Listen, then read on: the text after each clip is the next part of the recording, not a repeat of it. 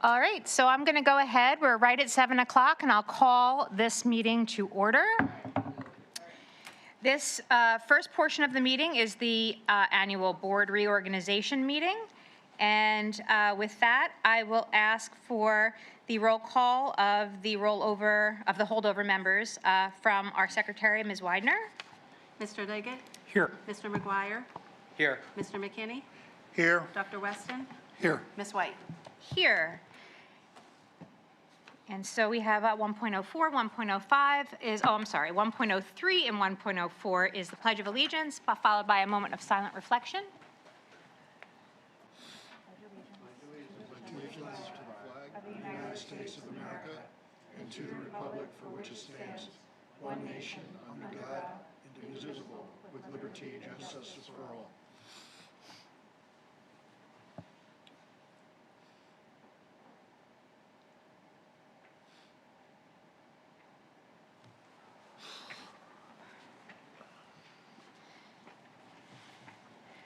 Okay, so that brings us to 1.05. The purpose of the reorganization meeting. While the school year begins the first day of July each year, the Pennsylvania School Code provides that school directors shall also meet and organize annually during the first week of December. The code requires that a majority of the board be present to effectuate such organization. This meeting will be conducted as prescribed by the code to allow us to seat and reorganize our board. 1.06, there is public comment available, and I will open the floor now. Please state your name and municipality should you like to speak.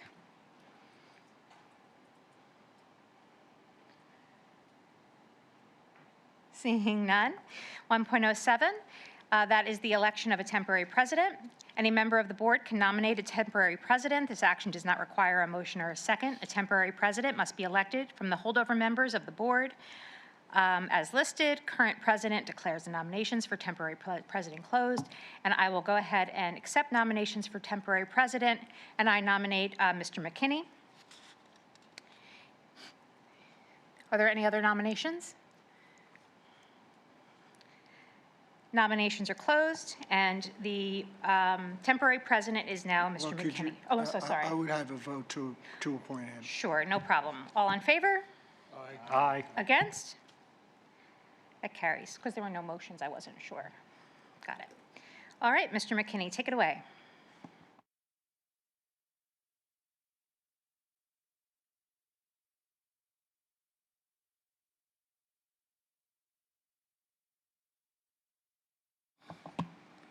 Okay, as temporary president, I will now accept nominations for board president to serve for the term of 1 year. Actually, no, we're going to appoint the new members first. Oh, 1.08. 1.08.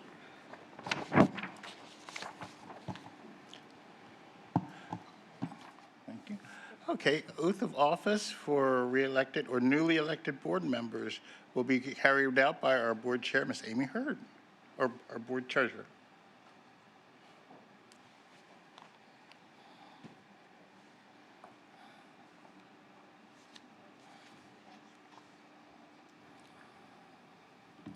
Raise your right hand and repeat after me. I do solemnly swear. That I will support, obey, and defend.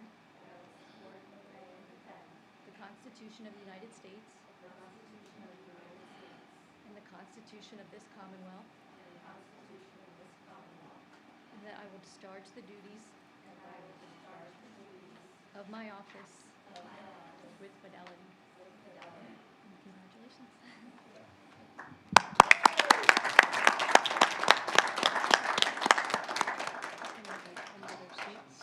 You can now take your seats.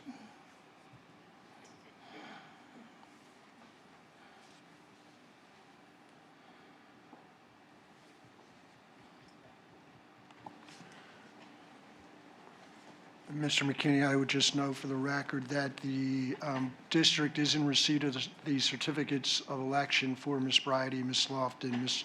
Westfall, and Mr. Williams. Thank you, Ms. Hubers.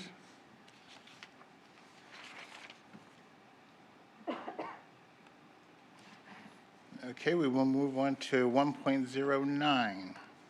election of a president for the ensuing year. I will now accept nominations for board president to serve for the term of 1 year. I will nominate Ms. White for president for 1 year. Are there any other nominations for board president? I'll nominate Ms. White as well. Okay. There being no additional candidates, I would recommend a board motion to appoint Ms. White as board president for the calendar year 2025 to 2026. Okay, having heard the solicitor, we will close the nominations and accept that motion for Ms. White to serve as the board chair for the upcoming year. Do I have a motion and a okay, and a second? Second.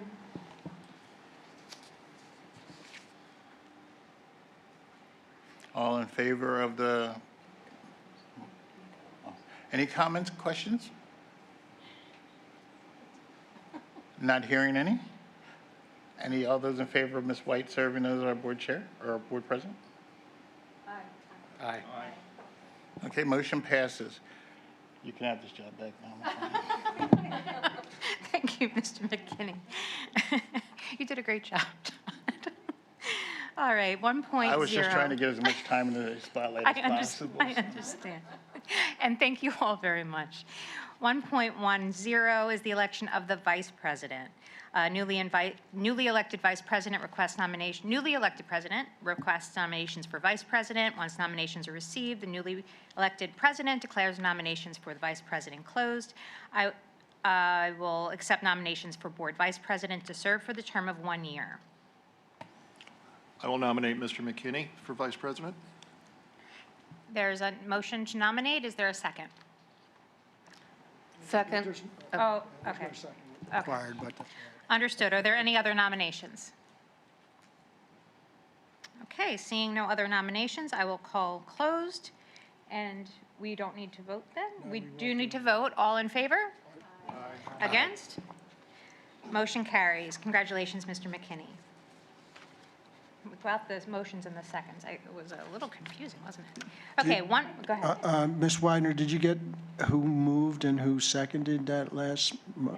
Okay, Can we- so the motion was made by by Dr. It was a nomination. We do need a motion. I will make the motion. And a second? Now we have a motion and a second. I apologize. All in favor? This is first day, guys. All in favor? Aye. Against? Motion carries. It's the first day of the year. Okay, congratulations, Mr. McKinney.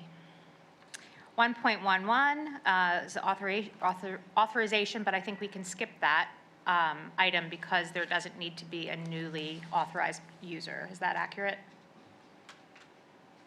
Yes? Yes, Okay. that is correct. 1.12, I open the table for remarks of the newly elected officers. That's me. Oh. I did make a little thing just to thank everybody for being here. Hold on one second. Okay, good evening, everyone, formally, and welcome to what truly feels like the start of a new chapter for our school district. As 9 individuals with differences in experience and perspective, I can confidently say that we all have a shared purpose and commitment to serve our students, our staff, and our community with integrity and transparency, while always keeping the core values of public education at the heart of every decision. With the North Star of equity, inclusion, academic excellence, and community partnership, we can focus on strengthening our district while maintaining open dialogue, leadership accountability, and above all, compassion. The trust placed in this board by our community is both an honor and a responsibility, and we owe them a commitment of partnership. So as we begin this next term, let's model what good governance looks like: thoughtful debate, steady leadership, and a relentless focus on what matters most, our students. To my fellow board members, thank you for stepping up to serve. To our superintendent, staff, teachers, family, and students, thank you for believing in public education and the power of collaboration to make it stronger. We cannot wait to get to work. Thank you. And with that. Ms. one- White, can I say something? Oh, absolutely, yes. Because it says, you know. I would just like to say, welcome to the new board members, and welcome back to Ms. Lofton for her service. Thank you for stepping up in the time of public education being a precarious moment in our nation. So I appreciate you willing to take on this challenge and to serve in this role, because at times it does seem lonely. But just know that as a board, hopefully that we can work together to, again, push PV forward, so that we know we can achieve, as Ms. White said, serving our community in the best manner possible. So I congratulate you, and I thank you, and I appreciate you. So let's get to work. Thank you, Mr. McKinney. And so with that, I will call for adjournment and our group picture, and we will reconvene shortly. Let's maybe try to keep it to 5. Yeah? Awesome.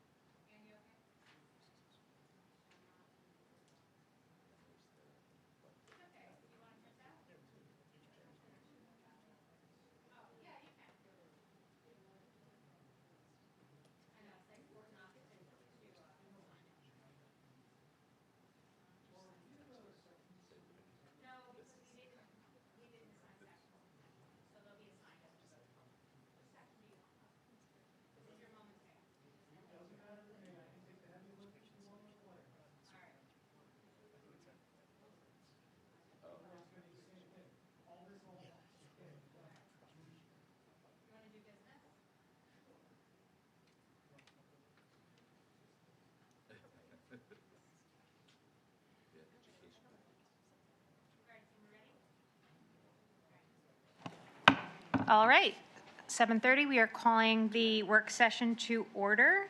Roll call, Ms. Widener. Ms. Bridie?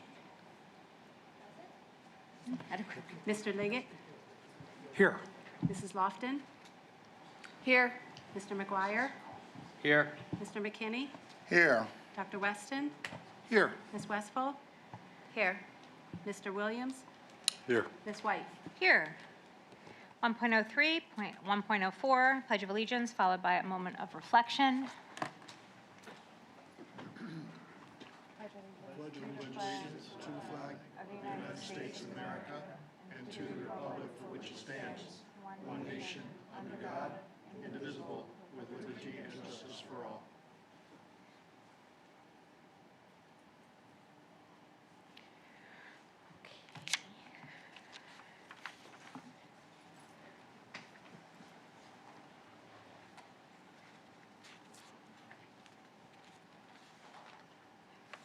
Brings us to 1.05, reading of the PVSD mission statement. Dr. Russell, would you kick us off for this new session? Yes, thank you, Ms. White. The mission of the Perkiomen Valley School District is to cultivate an inclusive community of learners empowered to grow intellectually, socially, and emotionally. Thank you so much. 1.06, approval of the agenda. May I have a motion to approve the agenda as presented? Motion to approve the agenda as presented. Is there a second? Second. Motion and a second. Any comments or questions? All in favor? Aye. Against? Motion carries. 1.07, special recognition will take place next week. 1.08, comments on any topic. The board affords the public an opportunity to comment on any topic for a duration of 3 minutes. Please state your name and municipality, and I open the floor.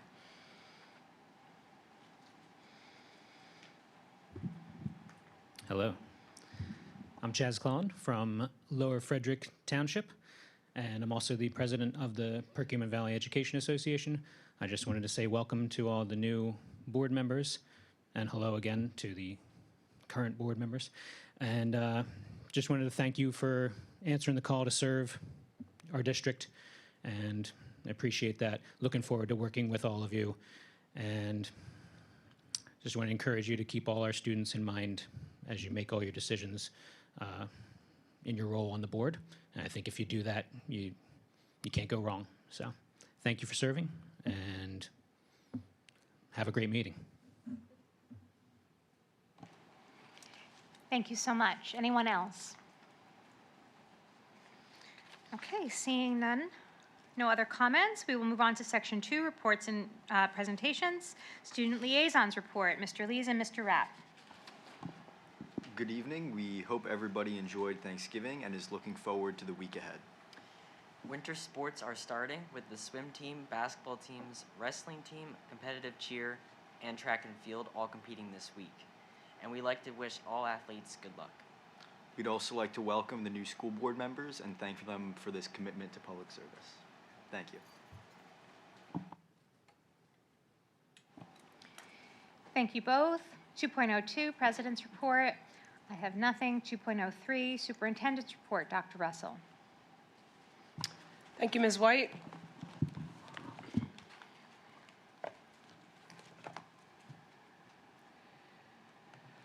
I would like to begin by echoing some of the other comments that have been made. Welcome to our new board members formally, and thank you for your willingness to serve the school district and the community in this capacity.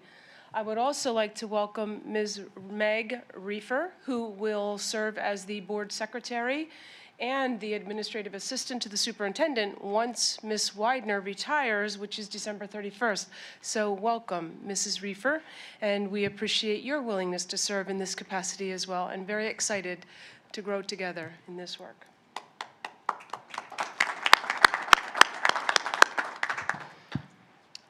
So I have a few items this evening. We'll start with our mission, which you've heard already this evening. This is what we are about and what we continually attempt to advance in our work with students. Our comprehensive plan draws us to these 4 overarching goals where we think about STEM-related subjects and access for all students. We think about the growth on the part of some of our specialized groups of students, English learners and special education students in particular. We also think about the quality of instruction that we are offering all students every day. That's Tier 1 instruction as we reference it. And lastly, we focus on, again, advancing that mission, cultivating inclusive school communities where all students feel a part of their school community and as if they belong. So tonight we'll talk a little bit more about that. These are our shared beliefs. You've seen these before. We think about preparing our students for the future, making sure our schools feel safe and are supportive of all students. And we focus on building partnerships, continuing to grow those partnerships with those in our community, family included. So I want to give this board a warm-up to the annual data presentation, which comes at the end of January. Annually each year, the administrative team presents some of the data that they've gathered the year prior and some of their thinking around recommendations for resources to continually improve the experiences and the outcomes for our students. Coincidentally, we'll talk a little bit about inclement weather days, and I hear there's something in the forecast for us to think about or at least pay attention to, so that was timely. And then some holiday celebrations that I would like to recognize, as this will be my report for December, and very quickly we will be at those next holidays. So the data presentation is scheduled for January 26th. There's one board meeting in January, which is typical of our board in recent years. Instead of a work session and a business meeting, they just have the business meeting.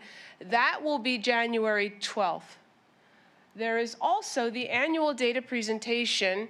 It's a special topic board meeting where you are presented with lots of data about how our students are doing academically, socially, emotionally, and in some of the other ways that we really analyze and review and then use to make decisions or recommendations. So you see the purpose of the presentation and the outcomes. What is expected for each of you around the table as we make this presentation on January 26th? And you'll hear from a variety of administrators, not just me. We will identify the recommendations that administration is bringing forward to you with some justification as to the why of those. We will recognize a variety of data that help us to understand our students as learners and school community members. And we will also share with you some of the focus areas in 25-26 that are really based upon prior or previous year's data. But we'll talk to you a little bit about that and the work that we are leading as an administrative team, as well as what our teachers are doing in their roles every day with students. We come back to the comprehensive plan. We keep students at the center. That doesn't change. Here are some examples of some charts that you will see. So this is a preview, kind of like a trailer. You'll see how we've done in math achievement by grade level over the years, and then overall, all grades. There's been a slight increase there. When it comes to ELA, you'll see the same. These are PSSA results for our students. There's actually a slight decrease for all grades. You will look at these data more carefully. You will be provided the presentation in advance of January 26th. There is an assessment committee, representative of the board and administration that's working to develop the presentation. You'll have an opportunity to preview what we will present on January 26th in advance of January 26th. This is a snapshot, just an example of some of the data. We learned recently from the Pennsylvania Department of Education that math has increased across the state for students.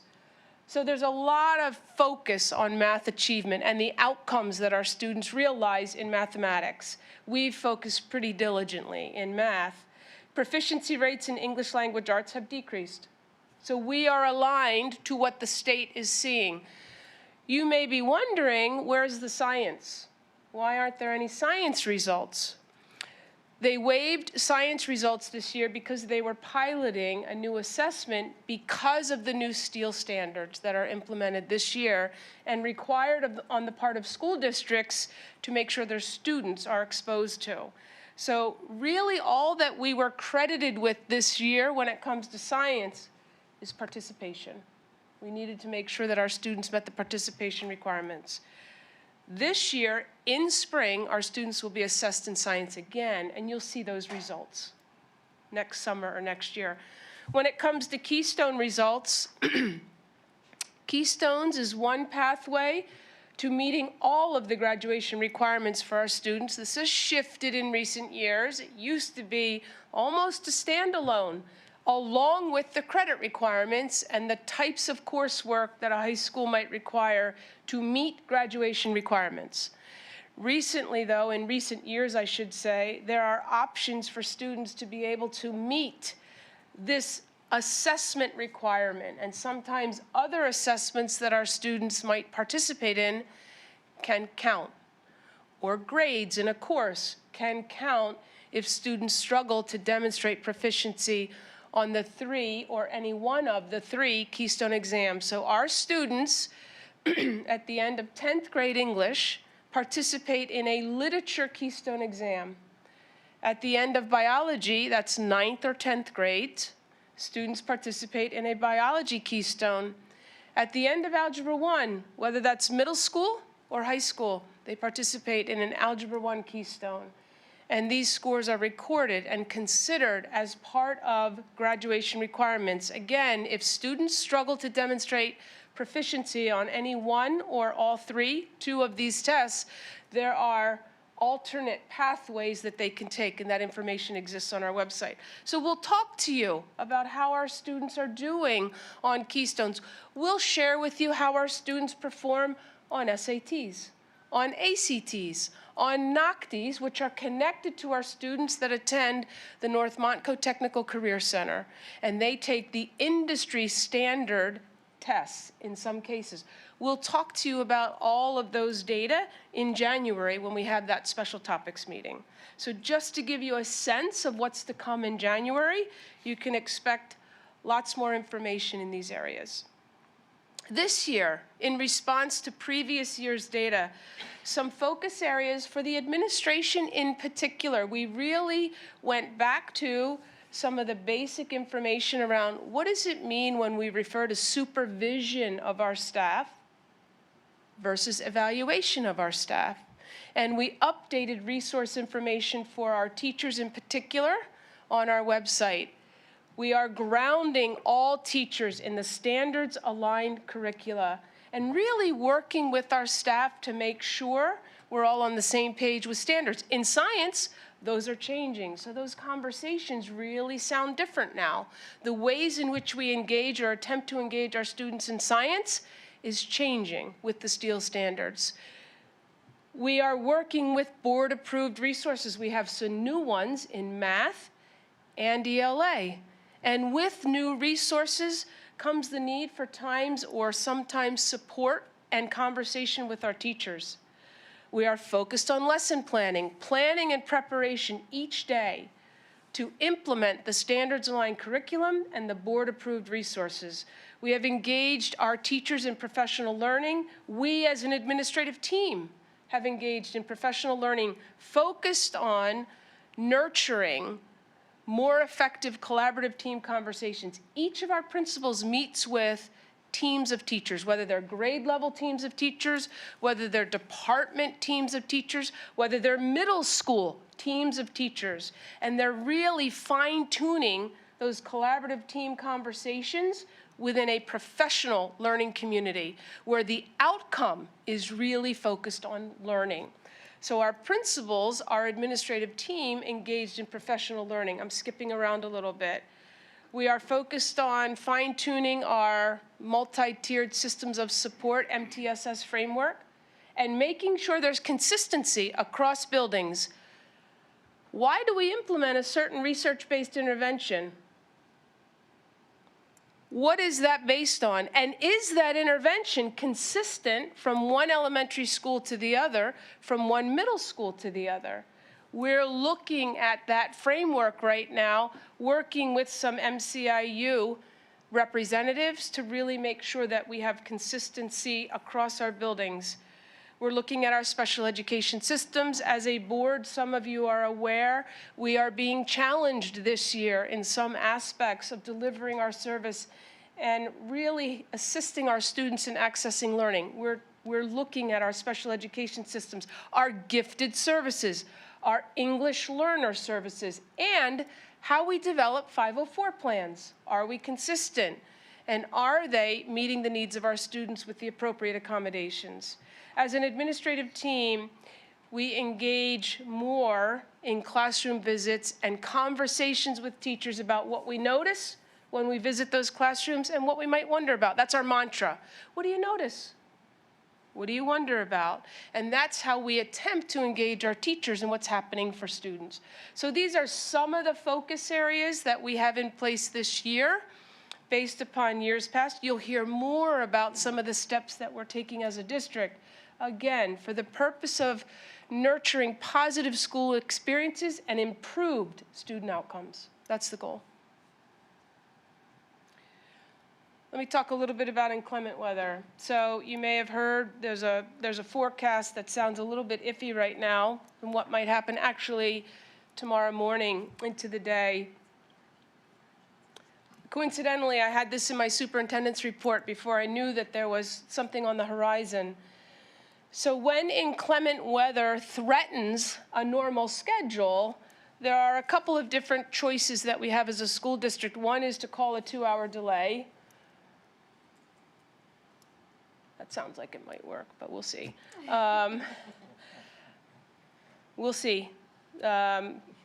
On-site school might be canceled, and we use one of the built-in inclement weather days. So our calendar, our school calendar, has 3 inclement weather days built in. If we don't use one or more of those, we get those days back and our students are out of school earlier.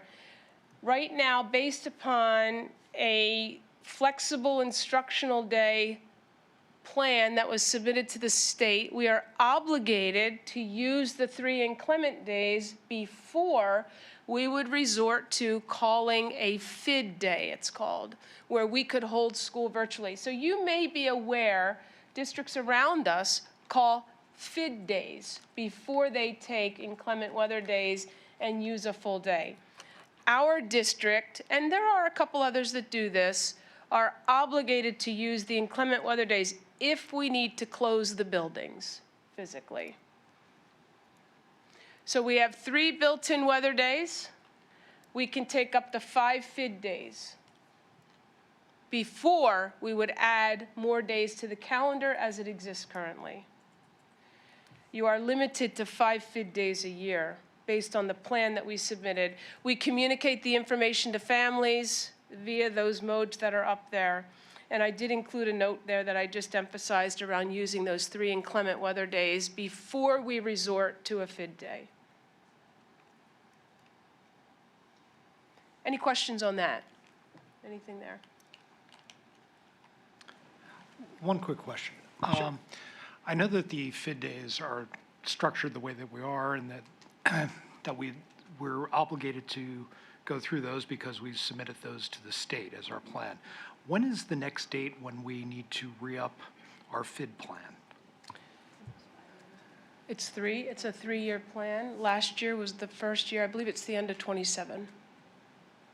That's the 3rd year. So, but now, there are questions about whether you actually even need to submit a plan because of the difference between seat time and hours and the fact that virtual instruction is permissible. So the high school calls virtual instructional days asynchronous days when students are administered PSATs. I'll let Mr. Subers weigh in if he's interested, but there are now questions about whether or not you even need to submit a FID plan moving forward.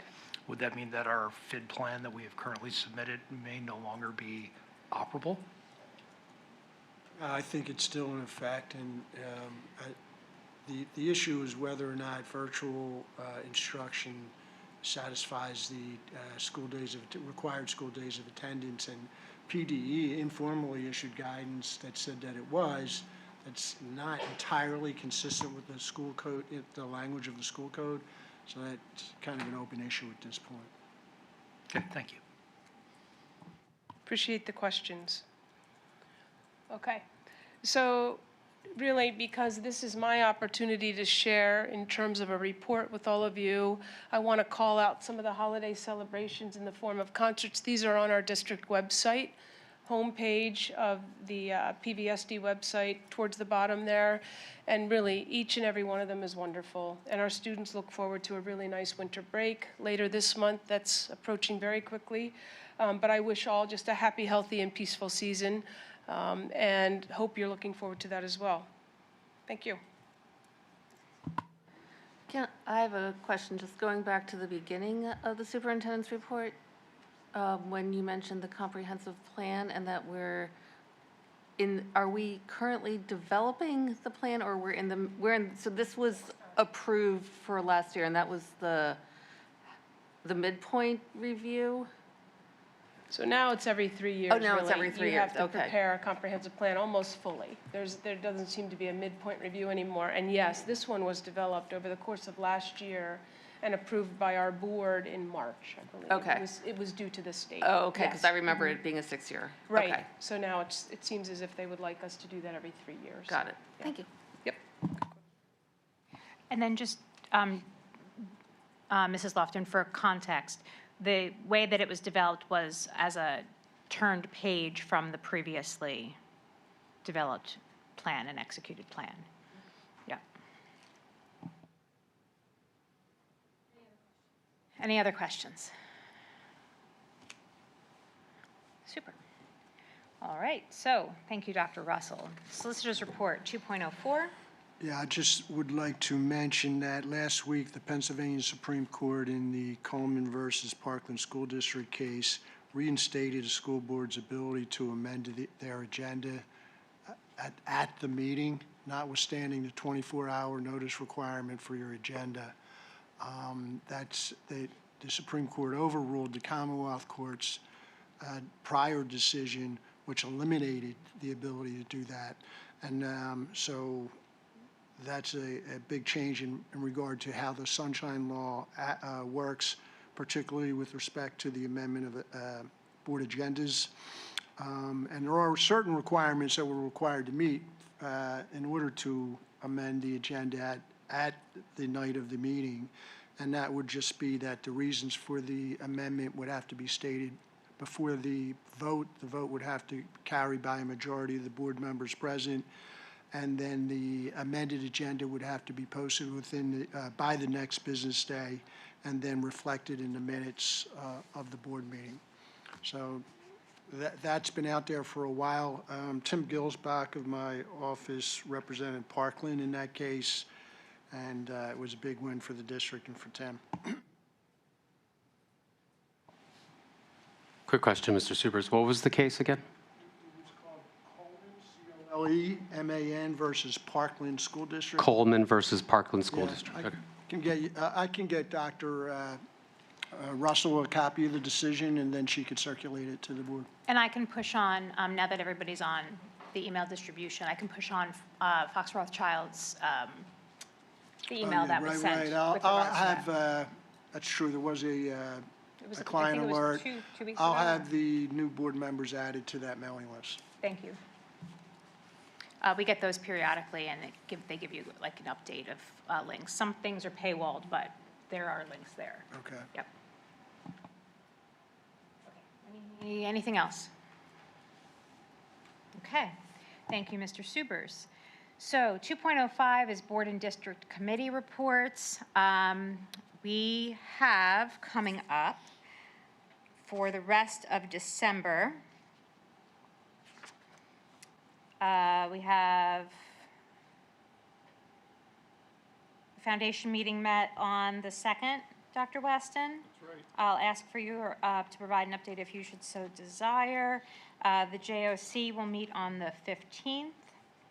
For Mr. McKinney, that's the night of the dinner that they host. I don't know if everybody RSVP'd yet, but I believe that we still can do that, Dr. Russell, if we would like to attend. We can, yes. Okay, Thank that's you. a lovely event. It's hosted completely by the students, and each section has some sort of a highlight. So the welding students provide something, culinary provides the dinner. This year is Italian night. It's going to be delicious.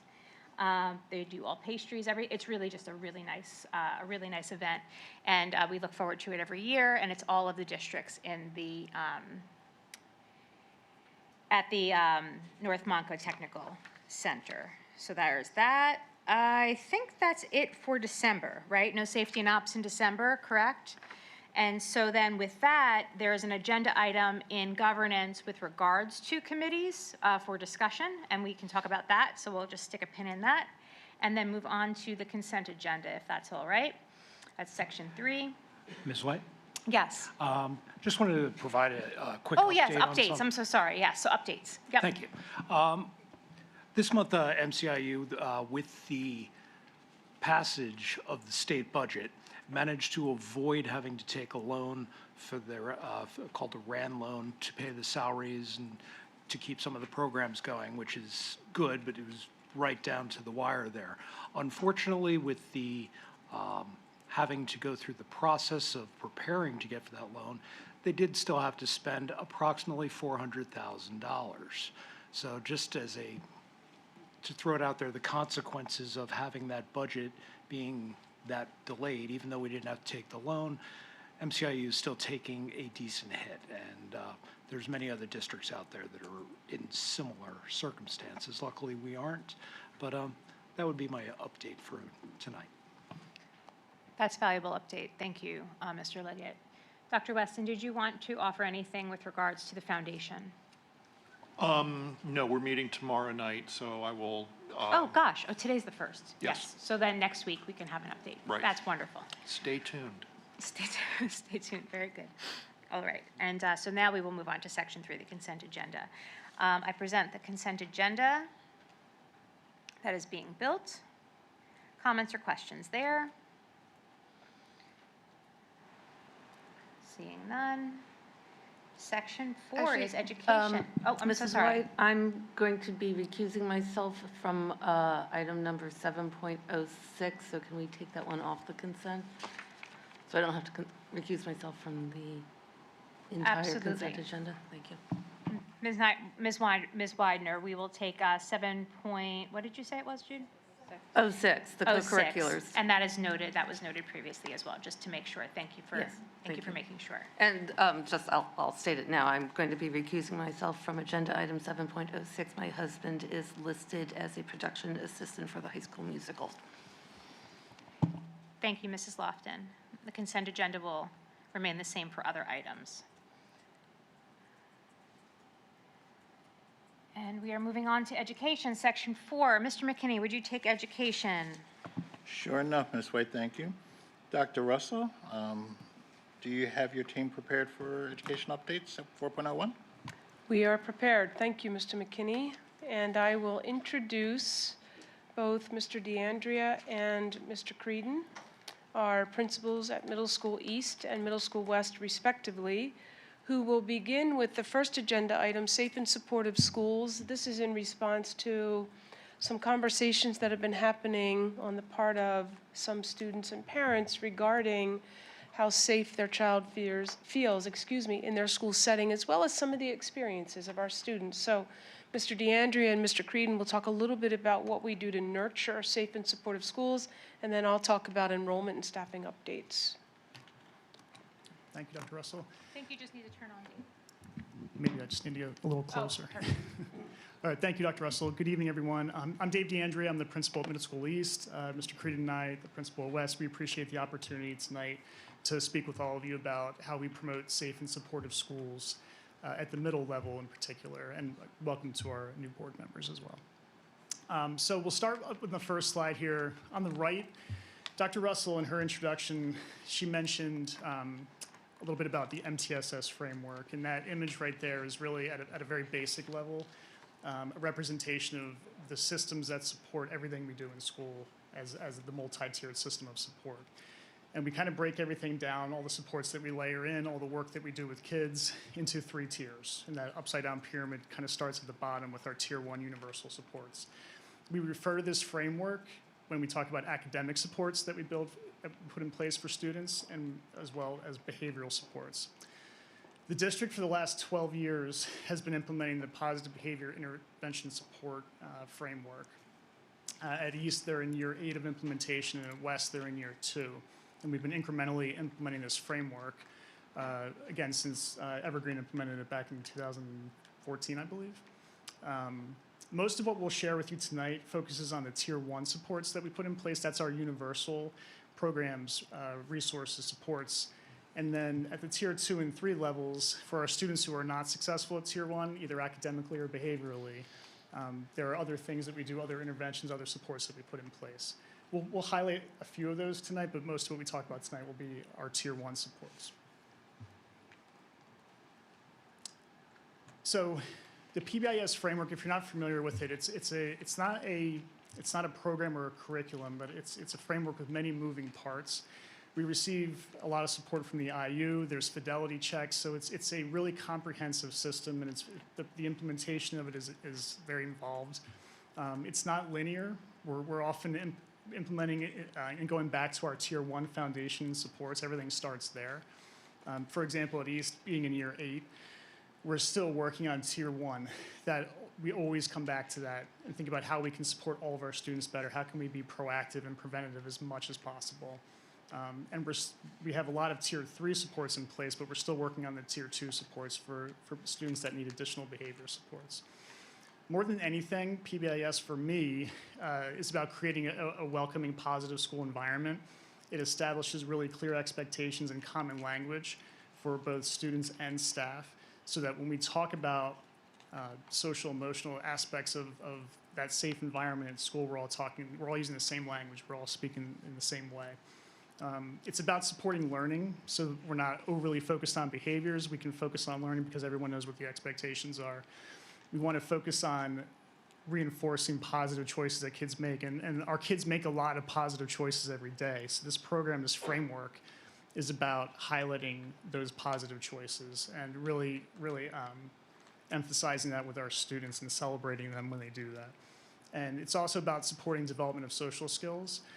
And at the foundation, it's really about positive relationships, positive interactions, one student at a time. How many positive relationships and interactions can we have with our students on a daily basis? All right, thank you, Mr. DeAndrea. Again, my name is Mr. Creed, and I'm the principal at Middle School West. And I echo his sentiments. Thank you for this opportunity, and welcome new board members.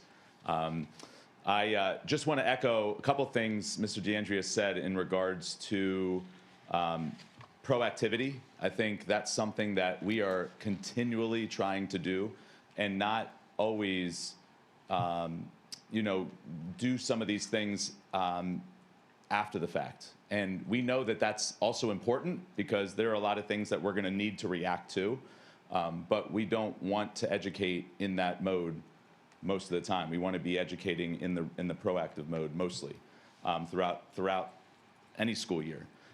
That's where something like Character Strong comes in. And Character Strong is a core character development curriculum. It helps improve behavior, creates a safer, more comfortable school environment, and it supports mental health initiatives. It really does all three well. And it's that proactive measure we want to take by really educating students prior to behaviors that may occur, so that they become, much more educated and informed about how to handle difficult situations. I wrote down some topics. I was actually, we were making some adjustments even with some of our lessons today, and I was noticing some topics that I think are just really good topics for any adolescent, and sometimes even us as adults to know. But some of the topics I wrote down were building listening skills, understanding others' perspectives, understanding emotions, practicing conflict resolution, becoming a better friend, choosing kindness. Those are the things that we're talking about in these lessons that are ways these students can really get to know and understand culturally how to make sure that they are doing things to be aware and respond in very important situations. So the other thing I wanted to highlight that is on this slide includes school-wide challenges. They call them character dares. And what they do is they really, put that student and put any student in a position where they can think about how to be actionable in a lot of what they're doing.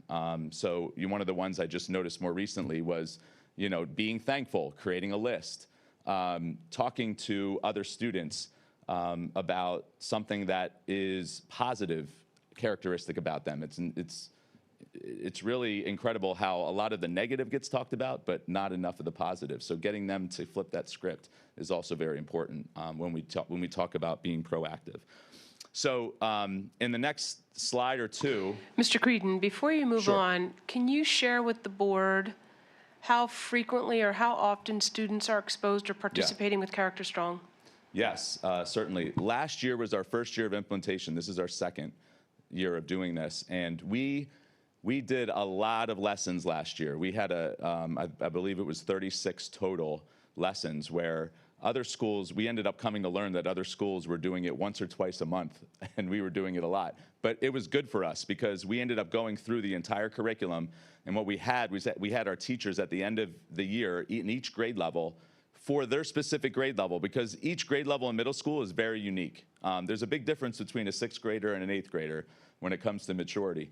So they sat down at the end of the year and they ended up organizing lessons that they felt were much more targeted towards their grade level. And we ended up slimming the number of lessons down to 2 a month. So we take the first Monday, the first and third Wednesday of every month. We end up shortening some periods in our schedule, and we put the Character Strong lessons at the beginning of the day. And it's been working out well for us. So that's twice a month throughout the school year. Sure. And staying on that theme of proactivity, I just wanted to highlight a handful of things. There's a lot of things listed in the next couple slides that we are doing on a regular basis each and every year. And I just wanted to highlight a couple things, and then I'll let Mr. DeAndrea close as he wants to highlight some things as well. Our school counselors are extremely proactive with checking in with students, continuing to form that rapport and those relationships that are necessary in order to make sure that they're supporting them to the best of their ability. They do that through check-ins, regular check-ins, and then the lunch bunches. I threw that in there. These lunch bunches are very important to counselors because lunch can be a very conflicting time for students. And so what they do on a regular basis is if they know or understand and learn about anything happening, what they'll do is they'll take a group at lunchtime and have a really good conversation with them while they eat. So it's something that is very proactive. Class meetings. We just did one of these right before Thanksgiving. We end up looking at a lot of the data from our PBIS West Strong initiative. And we put that data together and show it, basically bring it to the forefront and show our teachers once a month what that data looks like. It is organized by location, by frequency, by a lot of things that we have in front of us, or the ability to have in front of us in regards to that data. And we respond. And we started noticing that there were a lot of behaviors that were concentrated more in the areas of bathrooms and students doing things that, hanging out in their phones, doing things in bathrooms that we were learning a lot about and wanted to make sure we were bringing to their attention. So we had brief class meetings, 15 minutes apiece, talk to them about, the proper behavior, how to be respectful, responsible, and careful. Those are our 3 words that we talk with them about often. How do we do that in those environments and in those spaces? And we do that to make sure that we're staying on top of certain behaviors and informing them about the proper behaviors. And just a few more things.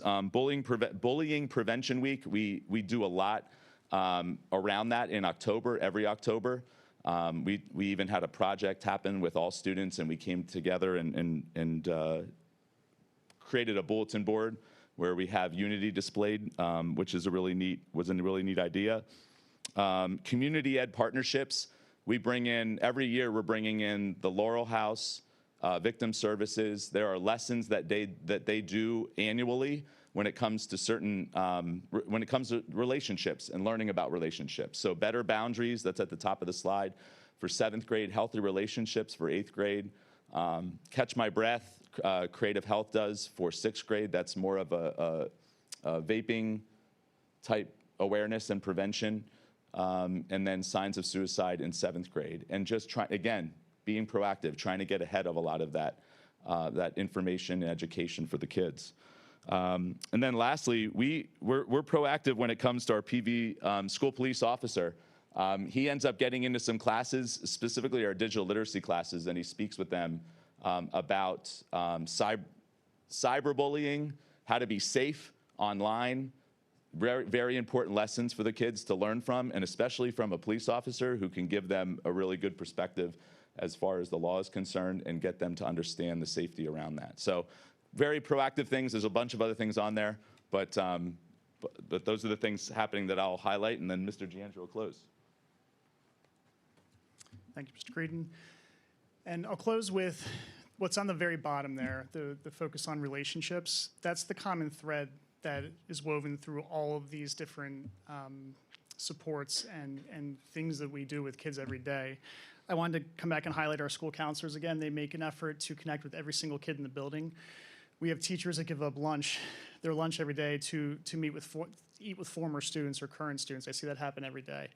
Our teachers are very in tune with what happens with our students, and they report things to us, and we follow up in as timely a manner as we can. So I want to emphasize how much our teachers care, how much our counselors care, and how much they work to be aware of what's going on with kids and making sure that we're responding in the right way to students. So I want to highlight everything that they do. Our clubs and co-curriculars, making sure that our kids feel connected to something at the school level beyond the classroom. It's not just about coming to school every day and making sure their grades they're focusing on that. Middle school is a really important time for developing their identity. So we want to layer in as many of those aspects as we can throughout their day and throughout the school year.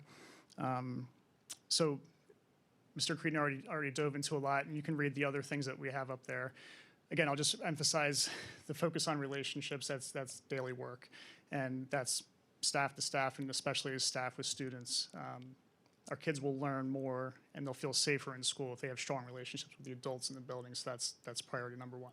So thank you, everyone, for listening, and we appreciate your time. So I have a question. I'm so sorry, Mr. McKinney. I was just going to open the table for questions. Go ahead. So I have a question. So during Bully Prevention Week in October, Mr. Creedon, you talked about the Unity Day project. Is that something that's canned, that's provided to us, or is that something that's organic that comes through the district from what we see unique to our situation? I mean, it's more of something we try to get all students involved in. It's not necessarily canned. We were the ones that kind of came up with the idea, so it's not something that's just provided to us that we do. But it's something that we get all input from all students about. We handed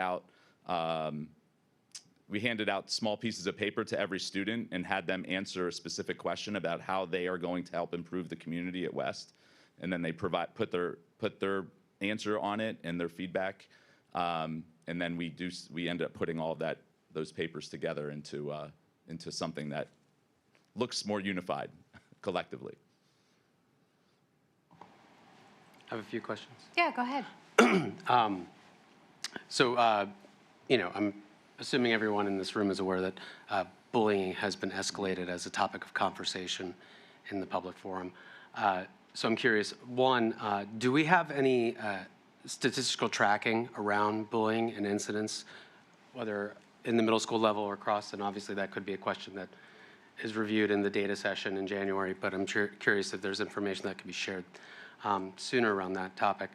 The second question is, within that question of data and statistics, and this is more of a leading question, but feel free to take it away, is I'm curious if there's anything unique or novel about this cohort, because this cohort, 6, 7, 8 right now, were 1, 2, and 3 in the pandemic, right? So they had a very unique traumatic experience at a formative age. They're not now going through your schools, right? I'm curious if either within our own data as PV or within regional data or even, macro-regional or even national data, if there's any evidence of any kind of particular trends because of that shared traumatic experience of these children now reaching this age. If that's not something that's known or understood that might be something to look at. And the third thing is within the tiers, are the tiers something that is actually tracked and identified? Is it like a formal process, or is it informal? Do the students know that they're in a particular tier, or is it only known to the administrator and teachers? I'm just curious about like how formalized the tiers are applied to the students that fit within, you know, those segments. I'll answer your last question first. The determining the tiers and the support students need is a very formalized process.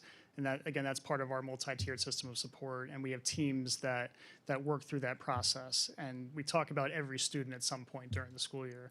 What tier do they need support, different supports at? And that's fluid. Students can move in and out of the tiers throughout the year. Students are not necessarily aware of that language. We try to avoid using those kinds of labels with the kids as much as possible. That's more of a reference point for us as staff.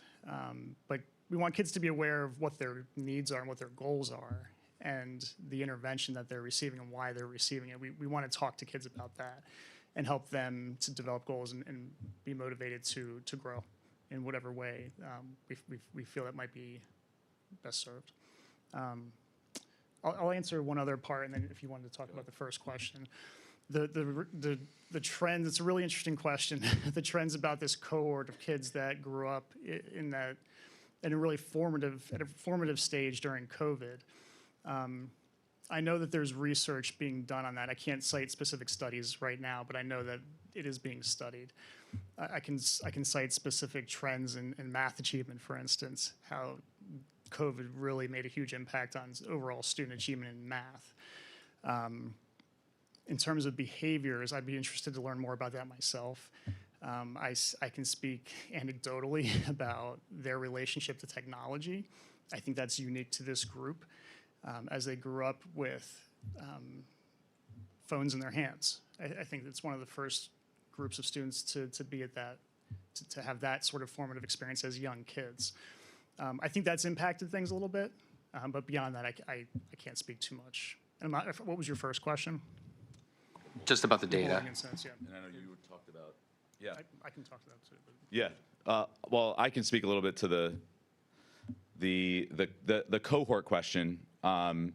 Is always an interesting one because given the time frame, we were working with cohorts of kids that were experiencing more of the pandemic directly, and then now and I mean, obviously these students now dealt with it directly, but you know, we're much younger age, so there's different aspects to all different cohorts as they come through.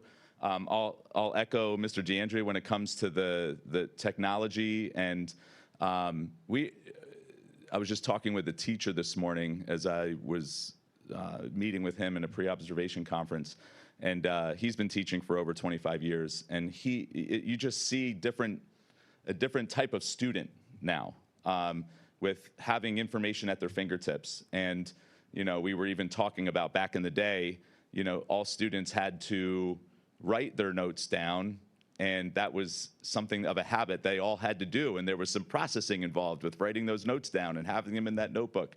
Now a lot of things are there for them, and there's some positive and challenges with that. You know, like now they're not necessarily writing those notes down. Sometimes they don't need to write all those notes down. Sometimes now they can spend more time applying things, which is a really good thing, positive thing.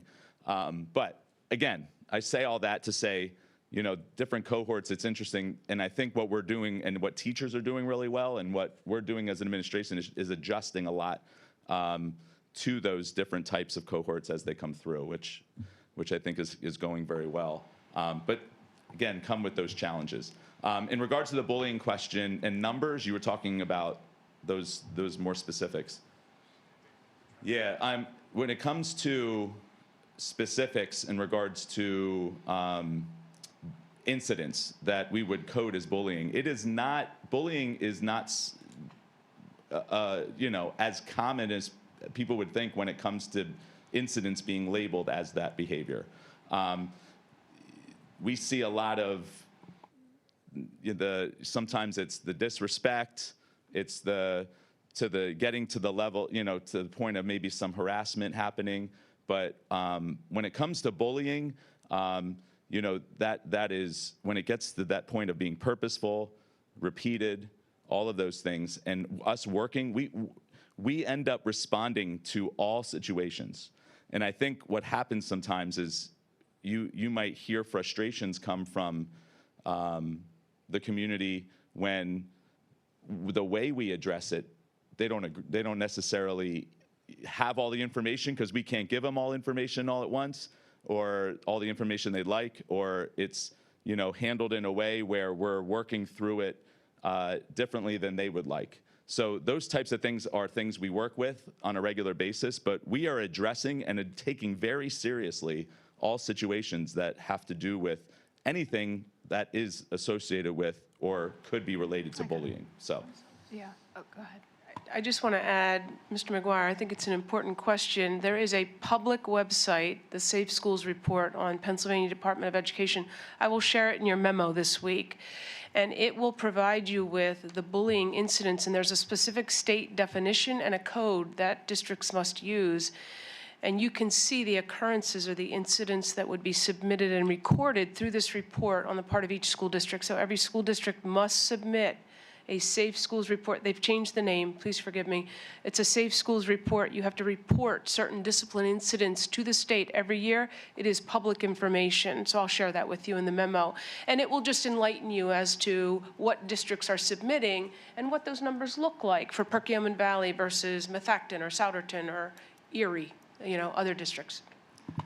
I can say that I'm sorry to interrupt. It's okay, Mr. DeAndrea, go ahead. Okay.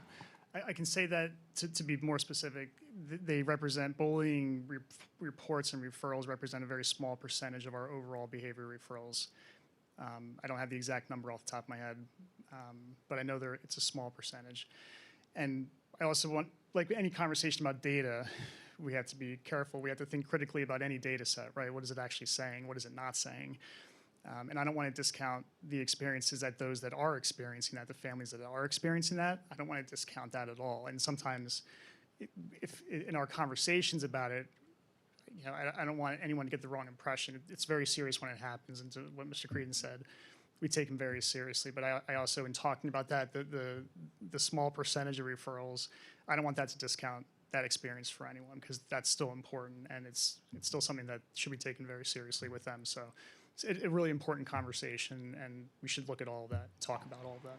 So if I could just, everybody has a different level of context to the conversation, and some of these conversations have been happening, for many years running, and it may feel as though we're just churning and we're not making any progress, but I appreciate both of you coming out tonight to show us the tangible things that you do, both as an intervention and also as a proactive measure as a stopgap. Obviously, cohorts play into that, different dynamics in terms of classroom compositions play into all of these things. That's understood. But I just wanted to point out one of the things that I heard with regard to the term bullying is that it is it's easy to become, from a vernacular standpoint, a catch-all phrase for an experience when the actual definition of what's considered bullying is different. And I think that's what you were alluding to. However, of course, for the child that's affected, even if it's an unkind one-off incident, it feels very much to the level of a term bullying, right?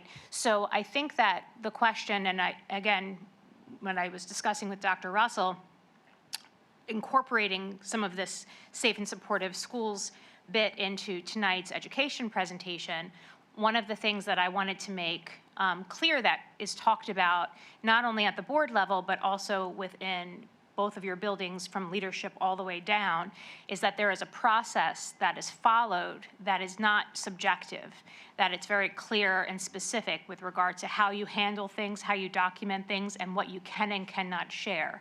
So, and if you're not comfortable with detailing the process that you follow, Dr. Russell, I'm sure, would be able to speak to it. But I just wanted to make it clear that although sometimes it seems as though nothing is happening or that it's not being handled appropriately, I just want to make clear that I do have confidence, and I think the board as a whole, depending on levels of information and experience with the topic of conversation, that is happening with your counselors and your teachers day in and day out in your classrooms.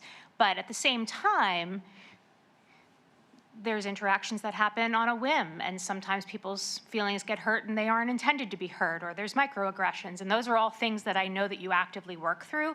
So can you talk a little bit about consequences when these things don't work?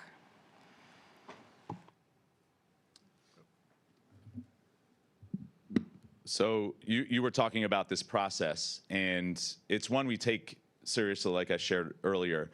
And we are, first of all, I think the most important thing we're in a position to do is make sure that we're keeping all of our students safe. And I think that's something we want to always remind our parents and students of on a regular basis. We're here primarily to keep you safe. And so but we also make sure that we're informing parents that are upset, or students that are upset or frustrated about a situation going on, that this process we follow, we need to make sure we're doing in a way that, and in a manner that is fair and needs to be fair, because we're in a position where if we are being questioned, whether it be by, someone higher in authority or police or something like that, we need to have all of that information accurate. So we follow a process. We get information from both sides. A lot of that is, and we tell parents this sometimes, we're getting information from students as well, and not all stories are going to match, and unfortunately, and we're looking for information that we feel is enough evidence and proof to move forward when it comes to investigating any process.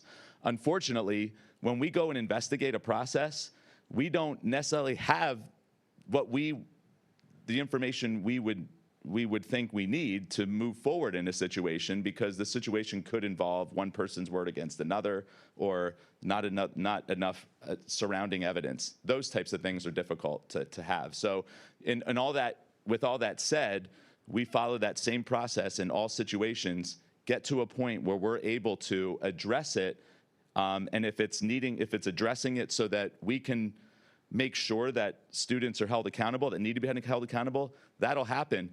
What we also pride ourselves in is when students are held accountable, we're doing that also in a restorative way. So if they need to serve a consequence, they're serving that consequence with restorative measures in place, conversations with a counselor, with us, in allowing that opportunity to be a learning opportunity. Those types of things are very important to us. So with all that said, that similar process, whether it be through making sure that all parties are being spoken to, and they're being spoken to in a very significant way. That's one. And two, if there are consequences involved, and those consequences can go from less significant to more significant, depending on what we need to make sure we do to hold those students accountable if need be, we're going to do that to make sure that we're getting that point across and making sure that ultimately the situation stops, so that we're back to keeping all students safe, and we're back to that main priority. So that's kind of a summary of where we go in the process. We have, obviously, we can get in, I don't want to get in the weeds of specific ways of forms and things that we go through, but those are important as well. Thank you, Mr. Creedon. I just wanted to add to some of what you said. So every situation is investigated, and parents of students involved in an investigation are contacted. So there is open communication with parents when their child is either interviewed as a witness, a bystander, or somebody that may have been involved in a particular situation. And there is confidentiality around that process. So one family is not informed of another family. Parents are informed only of situations involving their children directly. Even if they're interviewed as a witness, our principals often call the parents to let them know that, because when students come into the principal's office, it can be a nerve-wracking experience. So we like to extend that courtesy to parents. I will also mention that some of the situations that we encounter occur outside of school. with technology. And unless that spills over into the school setting in the form of a substantial disruption, it is really not our purview to address. That is a major challenge for our principals at times. So that too is an aspect of some of these negative interactions, these bullying situations that we encounter. They get gray, they get murky, because sometimes the initial incident occurs outside of school. And in determining consequences, there's a behavior consequence matrix in our handbook. And one of the items I added to our list here as something we consider for safe and supportive schools is our handbook, and that there's an ongoing annual review of the language in our handbook. We made 2 important changes last year around cell phones and bystanders who are observing or witnessing something happening. There can be consequences for them, for instance, recording that incident and posting it online, or not doing anything. We put specific language back into the handbook or into the handbook for the first time to address that. There are other things that I would like to review and adjust in that section of the handbook as well. So that's another aspect of our work, is to constantly consider and align that with our board policies. So am I to understand correctly from what you just said, Mr. DeAndrea, is that a student who video or records an incident can be held accountable, and also a student who doesn't do anything but may witness an incident can also be held accountable? Or Potentially. There's a lot of gray in these situations, but it is a potential for that, yes. And really, just to clarify, I think I know where you're going with this. It is not as if we want students to step in and break something up. But we are encouraging our students to step forward and access a trusted adult to report something that may be happening to a peer in their school setting. So it's not as if you don't do anything, you're in trouble. That's not exactly what we are attempting to help our students learn, but instead to access somebody that can help in a situation that leaves one of their peers in a very difficult situation. I think the language in the handbook is very specific to recording that incident too. Okay, and I appreciate that clarification, Dr. Russell, because I was just thinking of if there is a very introverted, shy student who may be present but just does not have the wherewithal to engage, or even follow up with an adult, because they may say, well, so-and-so was there, but that student may, again, by no fault of their own, be incapable. Right, agreed. So I have a couple questions to follow up on what was discussed. And I think the point that you brought up, Mrs. White, about the state having a very specific definition of bullying is important, because and fortunately only a small segment of what happens that makes students uncomfortable falls within that definition. But I do think that there are many, from a microaggression up through, unkind actions to harassment that can really alter the school experience for other students. And so I'm curious, we've talked about data regarding the act of bullying, but are we tracking data for those other categories? Okay, and so all that data, that's, okay. As part of PBIS, in our collaboration with the IU, we use a data collection system called SWIS, a school-wide information system, and it's really a wonderful data tracking platform that we can break down and disaggregate data and drill down into specific data sets. And we track every behavior under the sun. So that's, okay. Reported. That's reported, yeah. Okay. And the safe to say piece of things is also tracked. And I know that they run through, as you know, Mrs. Lofton, they run through a whole series of alerts and categories. So, and I don't know how often you promote that, if it's been a continued. I know the numbers have not been as high as they have been in previous years.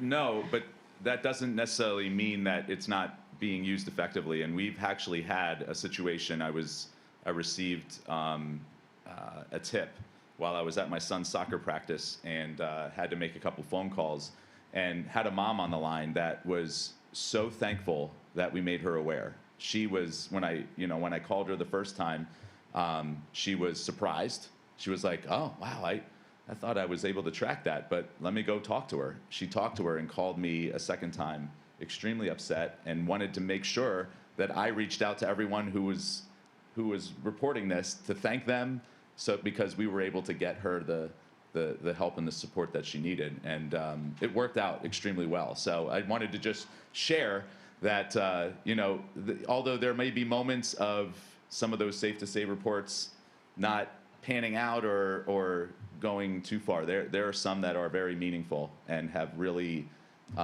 impacted and really gotten the right support for those students and parents. And then my other question is around the whole online piece of it and the social media piece. And, at what point do we say, yes, the school's involved with what's being happening on, and I suppose this is a question actually for Mr. Subers, I'm really curious, at what point can the school district actually get involved with something that happened over the weekend on social media? The school code does allow a school district to define bullying as including or encompassing acts that occur outside of the school setting, but they would be subject to the following requirements. We have to be directed to a student. It would have to be severe, persistent, or pervasive. This is out of the definition of bullying. And then it would have to have the effect of doing one of the following: substantially interfering with the student's education, creating a threatening environment, or substantially disrupting the orderly operations of the school district. So we would have to, that last test, the substantial disruption either to the individual student's education, the operations of the school, or creating a threatening environment is what would be the key criteria for being able to take action against a student for social media activity outside of the school setting. And then my last question, I wanted to follow up on what Mr. McKinney said about bystanders. In other contexts, I've seen recommendations that people record what's happening so that there's actually evidence. And so I'm curious now that we're not encouraging people to do that. I think it's the posting piece that is the issue, not the recording for evidence piece of things. So it's the posting with the intention of creating. Yeah, and not only that, but we've had experience with students having prior knowledge of something occurring, and they were there, and they knew it, and they didn't do anything about it prior, and they, those types of things. Again, there's a lot of gray in this type of area, but we want our students to have a level of responsibility when it comes to keeping other students safe, and assist, helping in that manner. So those are the things I think of or go right to. I'll be quick. Go ahead. Yes, absolutely. Out of curiosity, we have 8 years at East, and we have 2 years at West. On your point there, are we seeing progress with third-party or bystanders using the Safe to Say program to report incidents that are going on? Are we seeing more and more of that happening? And are they more comfortable doing that than what it was before we started the Character Strong? Because I think that's an important piece of if character is getting better or we're a strong character, I think more bystanders are seeing things happen. Are they reporting it, or is it just victims, or you know what I mean? Yeah, it is. It actually is a specific lesson in the Character Strong curriculum. We talk about bystander and upstander, and even kind of removing ourselves from the bystander term anymore and talking about what it means to be an upstander. I don't have specific data on whether that type of behavior has improved or not. I think the education is certainly helping, and it's a matter of creating a culture, and I think that culture is slowly but surely continuing to get better and being created, being improved on day by day. Cool. And it was a good notice when it came to the difference between the 8 and the 2. We were at West. We were caught in the midst of the pandemic when we were trying to get the fidelity, do PBIS with fidelity. I think we were a year away, and then once the pandemic hit, nothing really happened that year in regards to moving forward, and then we had to create an entirely new team, and then we were kind of starting from scratch again. So that was probably the biggest reason why there was more of a gap there. But we're there now, and we're going strong. I appreciate you guys being here. Thank you. Thanks. I would just like to say that this subject is a Pandora's box, and I would just like to compliment and commend Dr. Russell, you gentlemen, for, again, tackling this in our district to the best of your ability, and also constantly being on the fly for changes and adjustments and tinkering. And I like the fact that you said you're looking at everything every year to see how you can do it better or whatever. So you're not giving up on it, but you're tasked with almost an impossible thing, you know. So yes, so thank you as educators for what you do and trying to keep our community safe at all times, because you can't see everything, know everything, and do everything. But you know, your efforts are to be commended. Thank you. Thank you very much.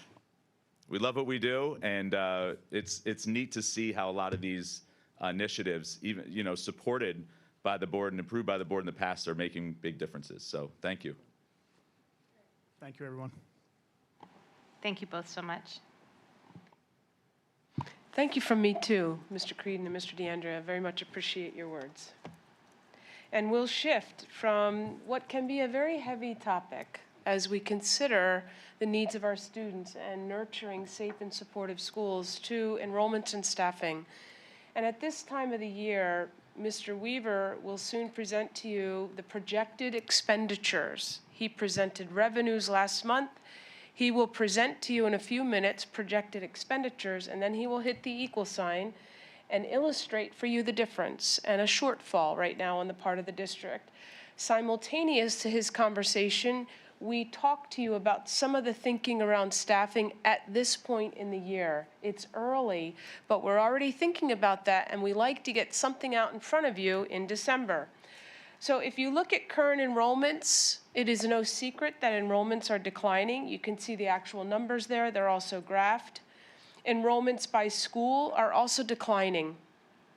What you see in the top spreadsheet is the current enrollment in each of our 4 elementary schools and the class sizes along with number of staff and average class sizes as a result. What you see on the bottom portion of the spreadsheet is what's projected for next year if we rolled students over today.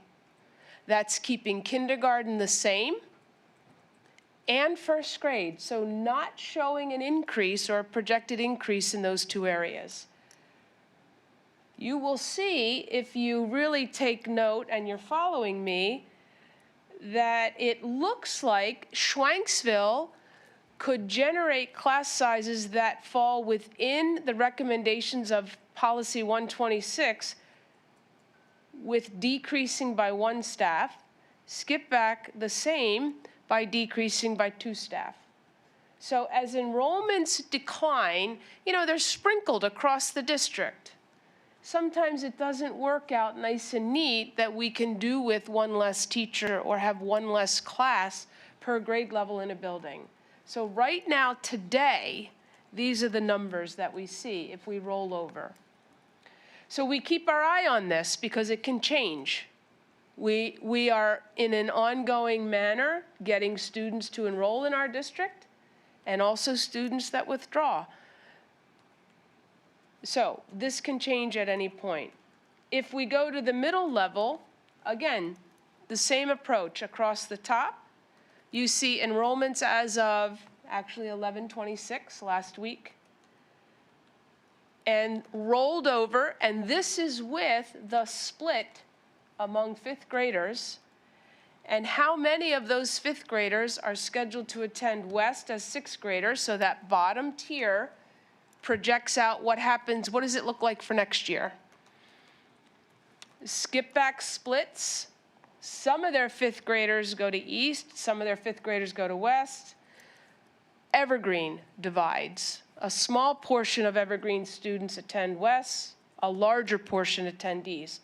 So you see the breakdown right now, what's projected in 6th grade. What I also want to note is that if you look at the projected enrollment for West It is 464 students next year. There was a time when they had over 600. If you look at elementary for next year, so we're at 464 at West. We are projected to also have 464 students at Evergreen, 442 at Schwanksville, 515 at Skipback, and 423 at South.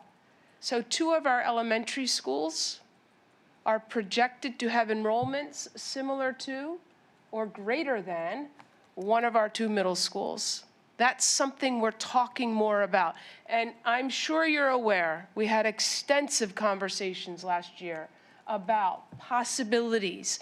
And not only possibilities for facility usage, but what we believed could be better for students. So those conversations continue in different directions. But we have a very large facility with pretty significant capacity that is showing a pretty significant decline in enrollment. So something we're watching, and we will continue those conversations around what we need to think about, what we might consider in the interest of our students. Again, you see the average class sizes that are projected for Middle School West and Middle School East as of November 26. I'll point out, I should say, 6th grade is often a year where we do see some changes and shifts because the team structure looks different than it does in 7th and 8th grades where the certification requirements are different. So right now, we project needing to take a 6th grade teacher from East, potentially, and shifting that teacher to West. East needs 1 fewer 6th grade teacher, while West, right now, as of these data, needs 1 more. So these are just some notes about what I shared and what I just articulated with you. We'll continue conversations at the Education Committee or the Education Committee of the whole, depending upon how the board decides to construct or conduct those meetings. So let's transition and get into a little bit more detail about a specific population within our schools, and that's special education. So while enrollment's declining overall district-wide, the special education enrollment and identification is increasing. More students are being identified with a disability and eligible for specially designed instruction through special education services. Where we are seeing a really significant increase is with our youngest learners coming in from early intervention. We have 3 autistic support classes at Skipback. We have 3 autistic support classes at South Elementary. These are district-wide classes. We have 1 emotional support class at Evergreen Elementary. Right now, the EI numbers, the early entrance or early intervention, numbers being presented as draft numbers at this point from the IU show an increase relative to last year. These are serious considerations on the part of the district in terms of facility, because right now Skipback doesn't have a classroom and South is struggling to have a classroom. So we talked about that. So while the enrollment has declined, we have found ways to use the spaces differently in our buildings. With additional special education classes comes additional resources, comes additional need for spaces that are other than classrooms with teachers and students. So more for us to talk about. But those numbers appear to look like, for us, as if they will continue to increase. This is where we are relative to the state. We're orange, the state is blue. There's an increase on the part of both the district and the state in the identification of students with a disability qualifying for special education. I am recommending to the board the consideration for 1 additional special education supervisor, an Act 93 and administrative position that would be 10 months, not 12 months. So right now, this is our first pass at staffing from the administration and what we are asking of. And this is based upon the increased special education students, particularly in our elementary schools, and their needs. They're pretty severe.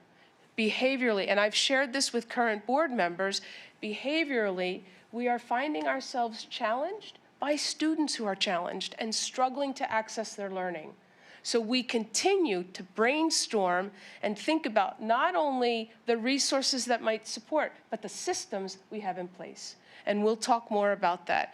But right now, when Mr. Weaver presents, I'm hoping we can reallocate maybe a teacher that we don't need next year who might retire, and have that position be reallocated to the supervisor.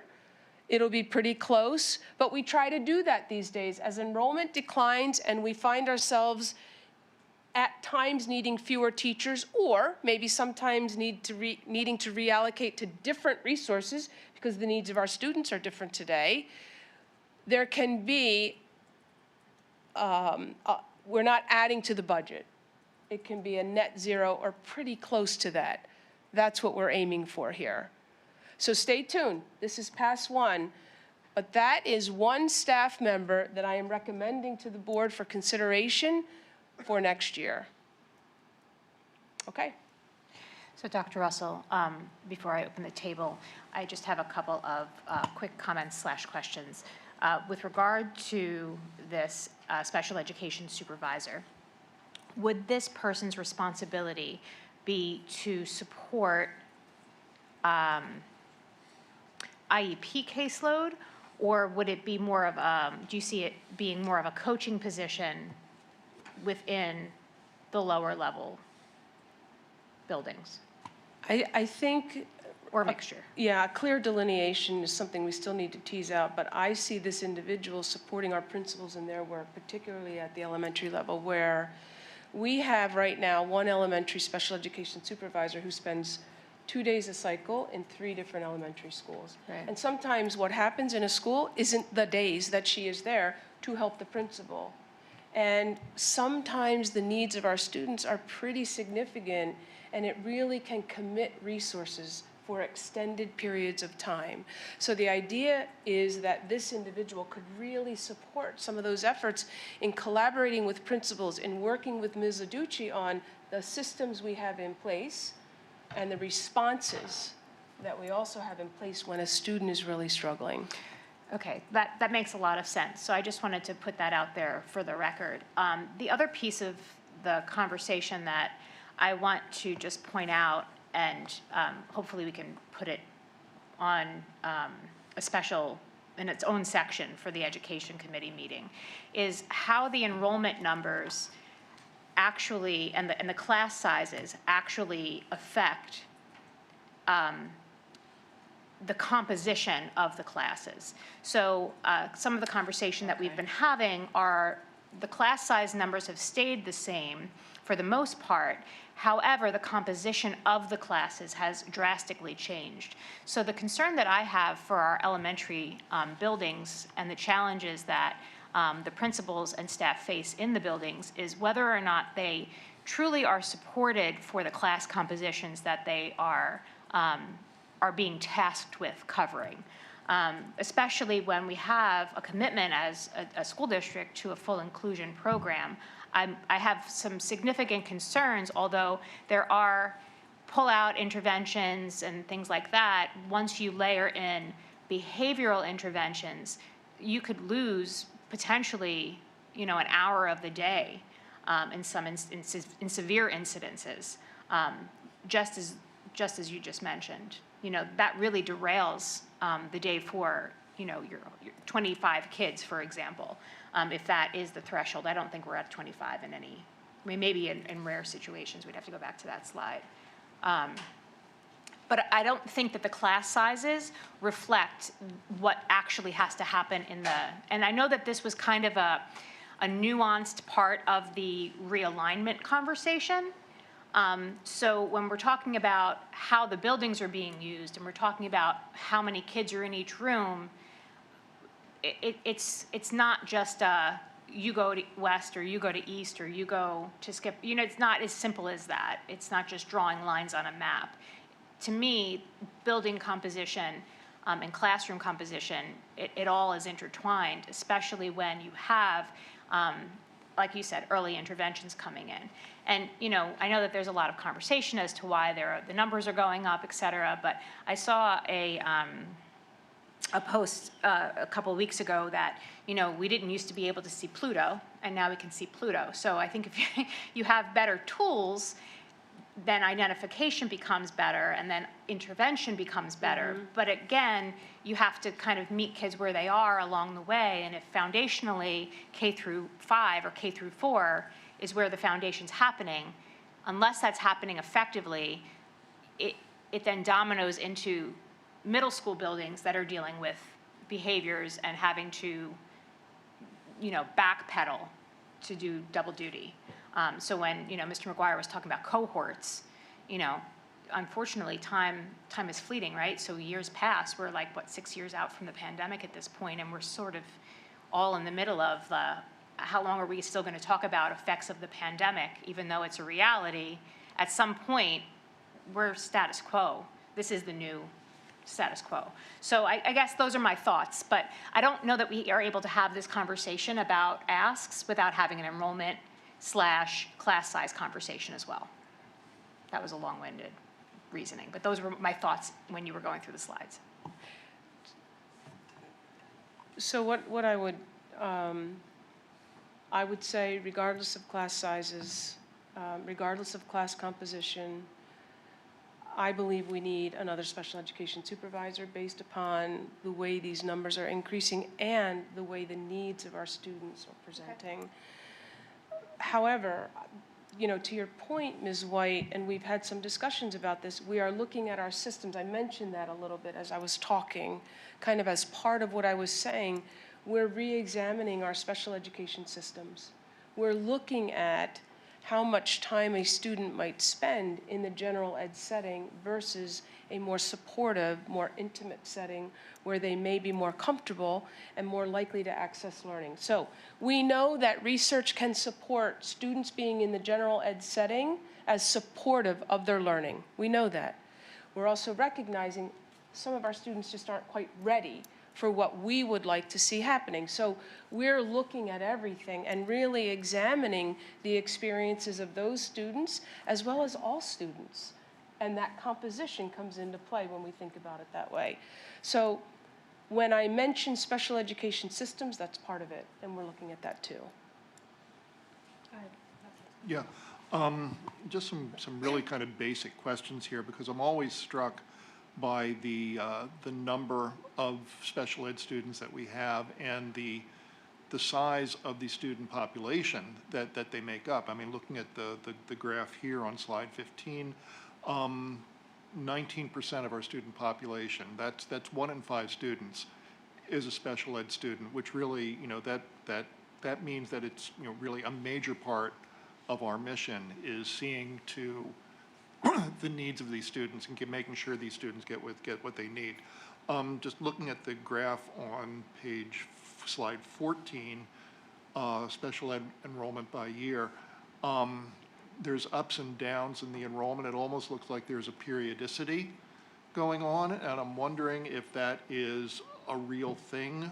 Do the numbers fluctuate by that amount regularly, or is that just kind of a quirk in the graph there? Where you see the 880? Where you see the 880? Well, we are looking at like 2014, 15, we're at 814, and then we go up to 880, and then we go down to 816, and now we're back up to 891. There's ups and downs here, and I'm just wondering if that is what did we see going before? And do we really project that this number now that it's gone from 816 to 891, is that just going to keep going up, or do we expect more ups and downs?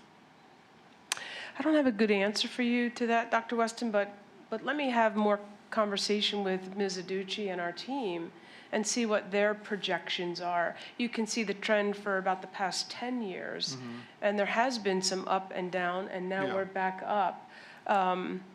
But before I would offer you something that I would feel confident in, I'd like to have more conversation with our team Okay, about that. that's I think it's a fair. good question. Dr. Weston, I'm wondering, and I don't know if it just anecdotally, that gap and that slump is right where the pandemic was. And I'm wondering if it's an identification gap, just yeah. because there wasn't interaction or FaceTime? It's possible that that could be a pandemic thing, but if say that is a pandemic thing, that means we've been relatively flat since 2018. Right, so in other words, So- but we're trending year over year from 16 to 18. Yeah. Had the pandemic not happened, would we have been? Instead of a peak and a peak and a just would valley have been and a a more- peak, correct. there could be a plateau there. Right. It's a lot of speculation, and I don't guess you brought your crystal ball with you so you can see what's happening in the future. But it's something to think about. The other thing I wonder about is the distribution of the students through the grade levels. Are these mostly in elementary school? Are they in the high school? Are they distributed pretty evenly throughout? Where's most of the, where are these students concentrated in a particular aspect or a particular grade level?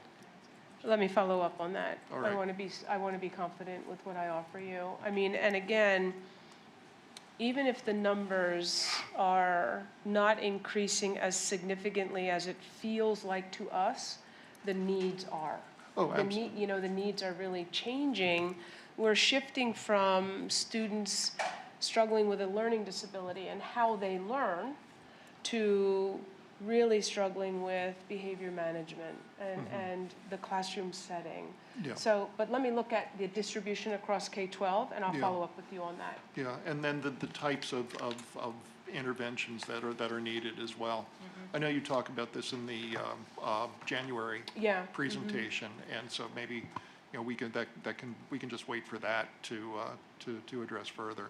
But I'm very interested that you're looking at the special education system overall, and we'll look forward to hearing more about that. Great, thank you. Oops. Thank you. Go ahead. All right, I was actually kind of tying on to Wade there to begin, because he asked exactly the question that I was going to ask for a breakdown of what these numbers are, because this is for the total district. And I think it would really be helpful, whether it be grade level, building level, just a breakdown of that so we have an idea of what at least the scale of the problem is in the different places.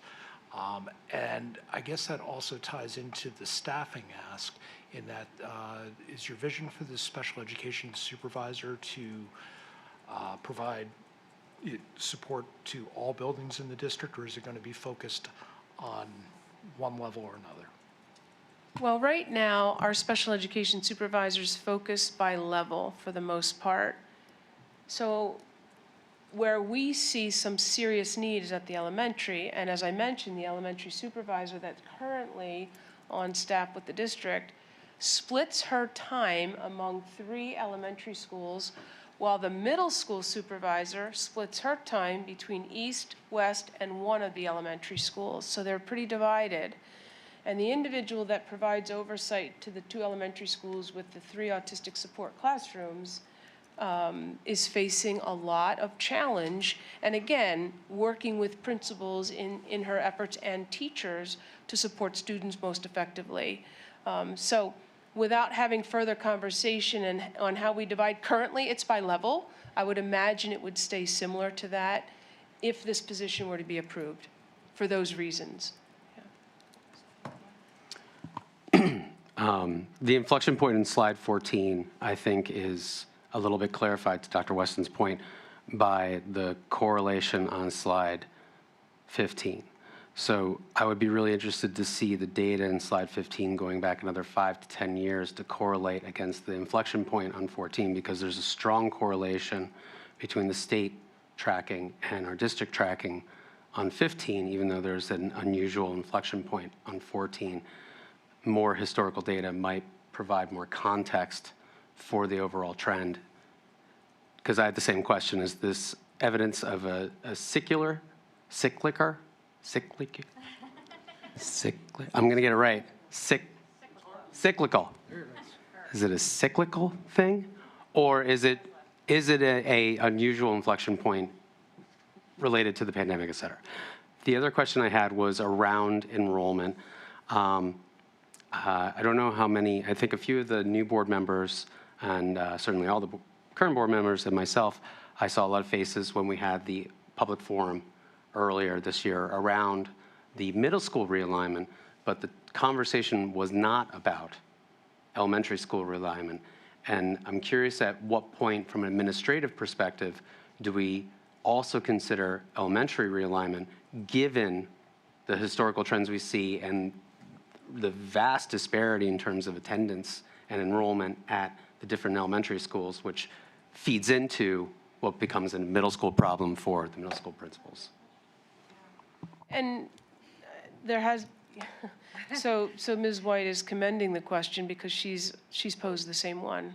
At what point do we consider who's attending which elementary school and whether or not we have the right cohorts in each of our schools based upon the needs of our students? So that will be something we'll talk more about this year as we come back to a conversation about facilities and enrollment projections. And really longer term, you will see that the enrollment is projected to continue to decline into the 2030s, maybe till about 2035, when we might start to see a turn. Now, we're aware there's some building going on in our community that wasn't there a few years ago. We haven't felt an impact of that yet, and it's not in the projections to impact enrollment until about 2035. At this point, though, we will come back to some of these facility conversations based on what you're alluding to and the information I've shared this evening about how low West is becoming in enrollment, where it is compared to some of our elementary schools, and the needs in our elementary schools with these district-wide classrooms. Absolutely. So I have a, goodness. I have a question around some of our special education models, and you said that, you were having questions about that. And particularly how we are supporting full inclusion. One of the things I've been hearing from a lot of people is concern that while full inclusion has many potential benefits, it works best when the supports that are necessary are in place for the full inclusion. And I've heard questions about whether or not we've built out our models correctly. So I'd like to learn more about that. I'd be curious to know what our support staff distribution is. So how many, paraprofessionals are there per classroom? What classrooms have co-taught structures? And just sort of how we're building the supports across the various different levels of need. So, and so looking to Dr. Weston's point, Mr. Liggett's point about what is our breakdown looking at, is that a learning support issue? Where are the behavioral support issues? What supports are we layering in each of the classrooms to ensure that we're supporting our teacher, our lead teachers for each classroom in being able to effectively manage the wide range of needs?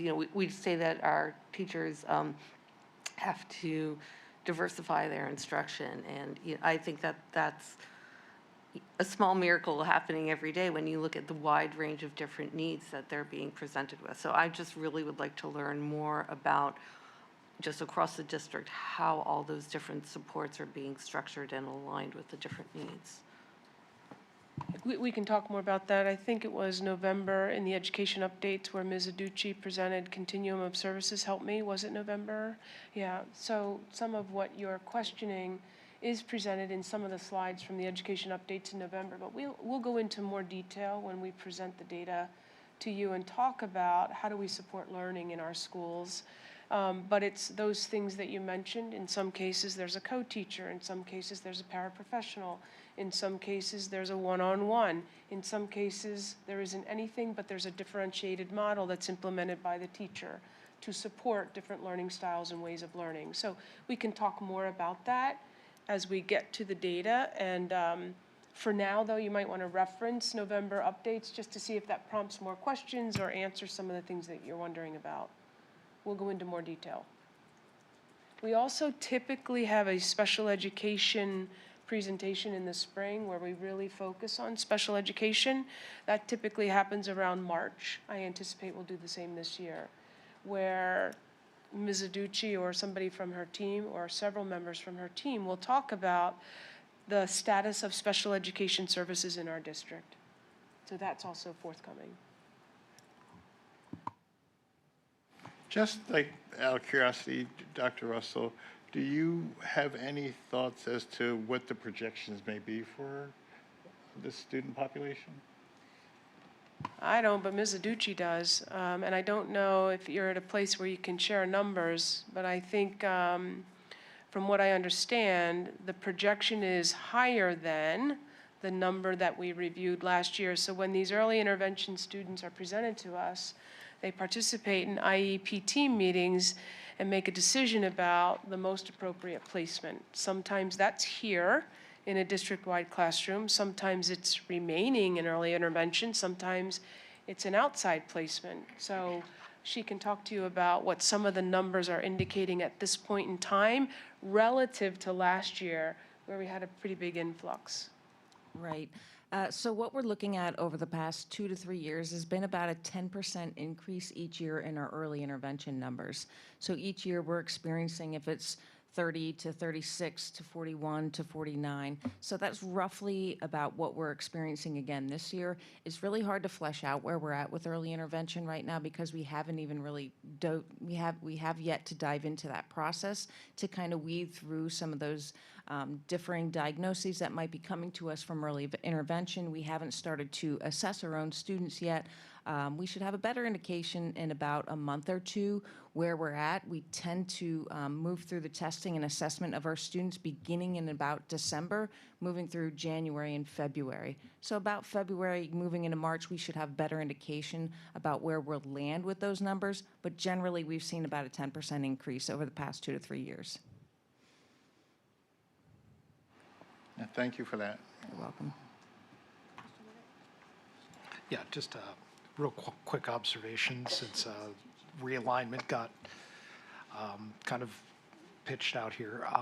Just looking at the numbers for the current enrollment, I haven't done this in a while. It's still, just throw this out there for the good of the order, if we were to not split elementary schools between their middle schools, it still produces more even numbers to each of them. So if we were to keep Evergreen and South to east and Schwanksville and Skippack to west, the difference between them becomes much less, and it is, at least for that incoming class, it becomes flatter. We can add that to the education committee conversation, perhaps. Yeah, we will With the talk. additional benefits that, Right. of not splitting. But looking at just the numbers the way that they are, it makes empirical sense to do that. Yeah, that's definitely something that we're looking at, and we'll talk more about at the education committee. I appreciate you raising it.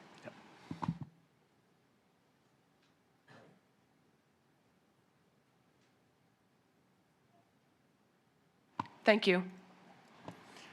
Okay, a very enlightening conversation about some very important topics here in the district. So thank you for those updates in education. 402, approval of high school program planning guide changes. Thank you. Is there, does that can just go to, that's on consent, correct? Well, yeah, are there any questions, comments, concerns? It's not on consent? Okay. Do we need to take action on that this evening? No. Okay. Typically,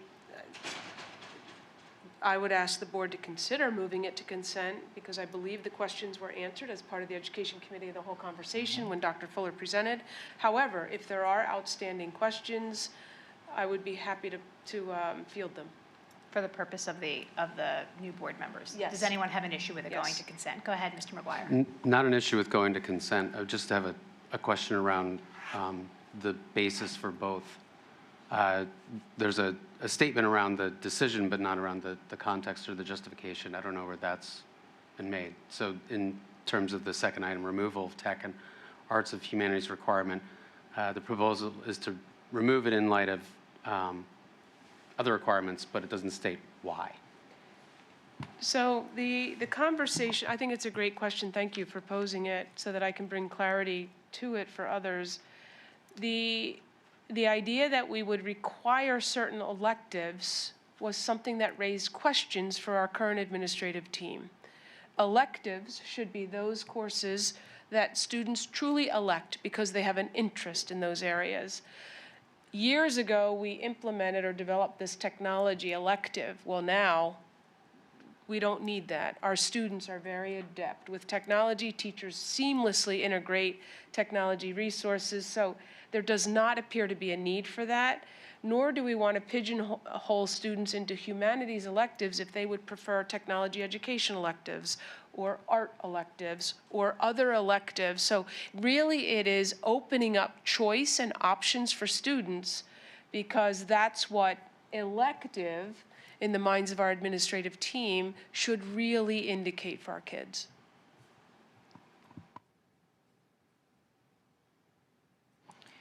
Dr. Weston, I know that you had some questions with regards to the program planning. Were your answers, were they satisfactory? I sent those questions to Dr. Russell. She responded, and I'm satisfied with the responses. So. Okay. Did you want to do just a, now that we've talked about it, you can just do a quick overview of what your questions My questions were around the changes to the language in the course descriptions for world language and health, and these basically, you know, Dr. Russell, if I may paraphrase, they were basically for clarification. Yes. And to just make more clear what would be covered in those courses. So that's, you know, perfectly fine answer. And then with regard to the financial literacy, there is the course that's offered under the Business Administration Department and the course that's offered under the Math Department. The business course is a half credit, but the link to the course information described a full year course. So I was wondering, is it a half credit full year course or a half year course? And you know, when will the actual course descriptions be available? And Dr. Russell clarified that the business administration course is a half year course and the course descriptions are forthcoming. So.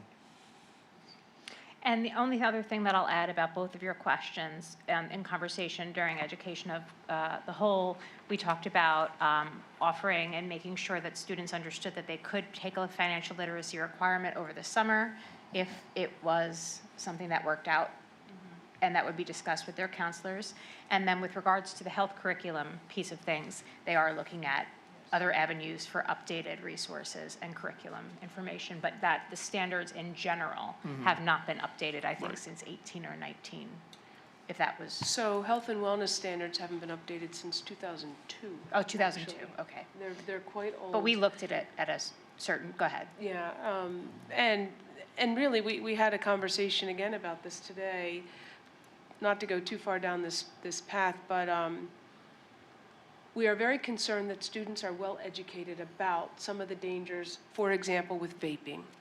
That didn't exist like it does now in 2002 when the standards were developed and written. So there are things that we want to make sure our teachers are incorporating into the curriculum, the board-approved curriculum that informs our students and educates them effectively about some of the dangers around drugs and alcohol today. Drugs and vaping that looks very different.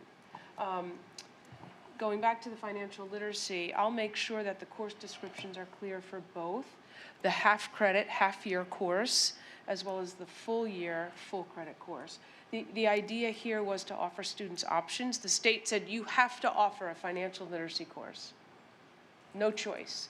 We're trying to afford our students some choice in that by offering a half year elective so that if they would rather, they can take some other coursework. You know, we have some very motivated students, and this is something that some students may struggle with because it's a requirement from the state. So just trying to accommodate some of the differences that our students might might actually want to exercise in terms of their need, interest, et cetera. I'll clarify that. We just wanted to make sure that all questions were addressed prior. Yeah. And Yeah, if- so if there are no questions or comments, concerns, I would like to move this to consent. Okay, 402 moves to consent. 403, motion to approve the 26-27 instructional calendar as presented. Any questions, comments, or concerns? My only question is I don't see an end date identified. It's in the list of dates, but it doesn't have the circle on it or the square. An end date for the school year? Correct. I'm sorry. So it would be the last half purple triangle, which I believe is June 16th for students, and the last student day, or the last day for teachers would be the 17th right now. So in the code on the bottom, there's a circle identified for the start end date, and there's one on the first day of school, but there isn't one on the last day of school. We can add the circle. Yeah, we, Okay, I mean, right. Just so that it's clear for people looking at it. right, sure. Especially because it's that differentiated purple coding, Okay, sure. that people know what the last day that Okay. their students are expected to be there. No, Okay. Yes, thank you. Thank you, Mrs. Lofton. Yeah. We can still approve the calendar because Right, it's the yeah, actual so- dates there, and you can make it pretty and, It was a- you it's a know, good catch, closer, 'cause it's- We'll make closer it to pretty. draft one. Yes. yeah. it's implied that, Yep. yeah, that's the last day, but it's not circle, Yes, yes. 100%. So with Mysterious option 3. With the correction to the calendar to include the requested information, if there are no other questions, comments, or concerns, I'd like to move that to consent. Okay, 403 goes to consent. 404, motion to approve the pilot resources for social studies. Any questions, comments, or concerns?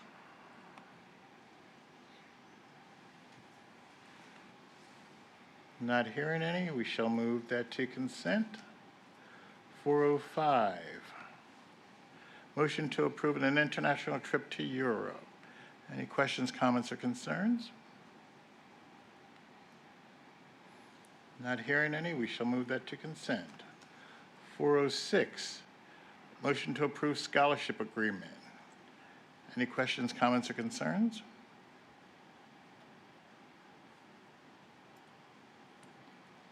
Not hearing any, we shall move that to consent. 407 is the enrollment report that is included. That ends my section, Ms. White.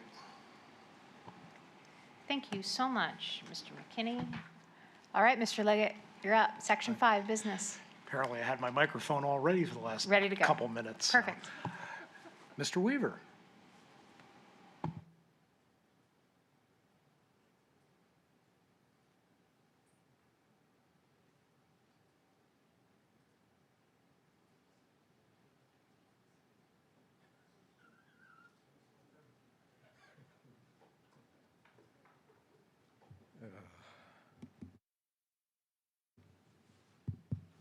Good evening, everybody. So tonight, we'll move fairly quickly. You've seen the agenda, so we'll jump right into it. Mrs. Doyle will be here next week. She is our partner with Public Financial Management, a longtime worker with Perkiomen Valley School District for our debt structure and our debt service, all things debt-related. She will be here next week to review those types of things with the school board and the public. We finally have a state budget that was mentioned earlier. And in comparison, we have some positive results. You can see for these 3 grants that we listed there, what we had in our budget for 25-26, which again, we follow the requirements. So we did due diligence on our part and we followed through and had our own state budget with some caveats in there. The final state budget was adjusted somewhat and we ended up to the positive compared to what we had in our budget of about $135,000, almost $136,000. We're very happy that it's more and not less than what we move forward with. We were warned by our professional organizations not to put too much money into our budget because nothing was guaranteed as things were happening up in Harrisburg. The one thing I might want to mention is that the state budget, and of course, it comes with all different kinds of things. One of the things that we need to follow up on, in addition to additional safe to say and security requirements that we're working with Chief Miller now, is also little things like the requirement for petty cash for our athletic events. So you have to be careful. Sometimes when the state has these budgets, they attach a whole lot of stuff to these final resolutions and final budget items. We're relying on our professional organizations and our solicitor to help guide us as we move forward to make sure that we don't miss any steps. So it's not just about the money, it's about the process and the policies and how they may change. Jim? Yes. While we're still on the subject of the state budget, Yes. one of the things with the state budget is they approved a version of charter school reform as far as our payments. And I don't expect it tonight or anything, but if you could perhaps give us an idea, either in the memo or next week, what kind of impact that will have on our district compared to, you know, the current enrollment of charter school students in our district, and basically do the math for us so we can have an idea. Absolutely. Perhaps it's the late time, and that's a very important part of the state budget. And we are waiting for guidance from PASBO. Yeah, because we don't have a start date on that yet, No. correct? We do understand that it is immediate in terms of the state, what that means. We're trying to figure out. And we're also trying to figure out what numbers they're using and how they're using them. So we are working with our professional organization to try to figure that out. Mr. Subers, I don't know if you have any, typically this takes 45 to 60 days, which is why you should have the budget passed before June 30, so we understand what's going on by August, by the end of August. But in this particular case, having just been approved on November, we're still working our way through what that may mean and what it might look like. There is no magical subsidy spreadsheet that we were hoping for. All business administrators said, okay, prove to us where these numbers are coming from, and they can't, they couldn't. So they're working their way through that process right now. We understand the framework and what they're doing. It will be reduced. We don't know if it will be greatly reduced and provide some immediate relief this year, and of course for 26, 27, which we'll talk about in a couple of minutes, or if this process will be vetted or challenged in some way, shape, or form as well. Bite your tongue. Yes. Mr. Subers, anything to add to that? Okay. Thank you. Okay. Preliminary results for 24-25. Remember, these are still unaudited. These are unaudited until our auditors, Clifton, Larson, Allen, actually provide us with those reports. Essentially, we brought in more revenues than we expected, than we had budgeted, which is a positive. And we overspent our budget essentially based upon $1.8 million in costs associated with our fund balance reserve for capital projects, which we run through our general fund. We don't budget for those items because we approve our projects to use those funds as a reserve out of the general fund, and then they get charged there. So about $1.8 million of that over expenditure was based upon that. The other components to that, charter school tuition, contracted services, and some salaries. So overall, not so bad when you take everything into consideration of how upended everything was last year. The positives on the revenue side, earned income tax were stronger than what we had budgeted. Real estate transfer tax and rentals, the rental costs all exceeded our budget expectations. So by that those rentals are associated with when we rent our facilities to our outside organizations and outside groups. So positives on that end. And again, these numbers might slightly change, but we're pretty confident and sure of that process. Any questions about that? Okay, so what does that mean for overall the general fund? So when you look at what our balances were, we had planned on using $1 million of unassigned fund balance as part of our overall budget package for 24-25. We actually ended up spending $953,000 of that. So pretty good budgeting, all things together, and a little bit of luck there. I always say that as well. So we actually spent less than what we had planned from our unassigned fund balance. So that helps us. Of course, one of the gauges down below, shows us what our max was associated with the state laws. We cannot have more than 8% of our general fund budget in anything unassigned fund balance. That max was $10,974,000. We ended up at $7.8 million, so we are under that. Shows about 5.69% expenditures to unassigned fund balance. Any questions on that? So, Mr. Weaver, I'm curious, I was looking just at some historical information prior to the meeting, and it looks like that 1.8 million that was spent out of the capital reserve fund was a significant increase over the amounts that were spent out of the capital reserve fund in previous years by, by a multiple. It was a 5 to 800,000 in the past several years before that. So I'm just curious what happened last year that caused that jump in those expenditures. The biggest component to that was a PCCD grant that was placed through that. That was 1.3 million, I believe. And then we had offsetting associated costs with that. We can also get you a listing of the actual capital projects. That would help to explain. So that was a grant that was passed through. So just for historical context for the newer board members, typically the capital fund budget is replenished each year when we exceed 8% and we shift, if we're over, then we move that money into the capital fund budget, correct? That's correct. And as the previous slide, we're at 5.69%. So we're not able to replenish it this year. And we did not replenish it last year either, is that correct? That's correct. Okay, but we're spending money, so we spent more because we had a grant. That's part of it, yes. Okay. And all of those projects come through. They come off of our capital project listing that we do on an annual basis. We bring those forward, working with Mr. Fabrizio, Mr. Ganesh, wherever those contacts are. And then we bring them forward for full board approval, safety and operations, recommendations up to the full school board. I can provide that list. And then just for context as well, for the newer board members, should we not spend money that we have, we would need to take out a bond or not do the work. That's correct. Those are the three choices. Not to do it, take out more debt, or use the money that we have. That's correct. And we've been very prudent with that money. We've, as Mrs. Lofton said, we have put it away.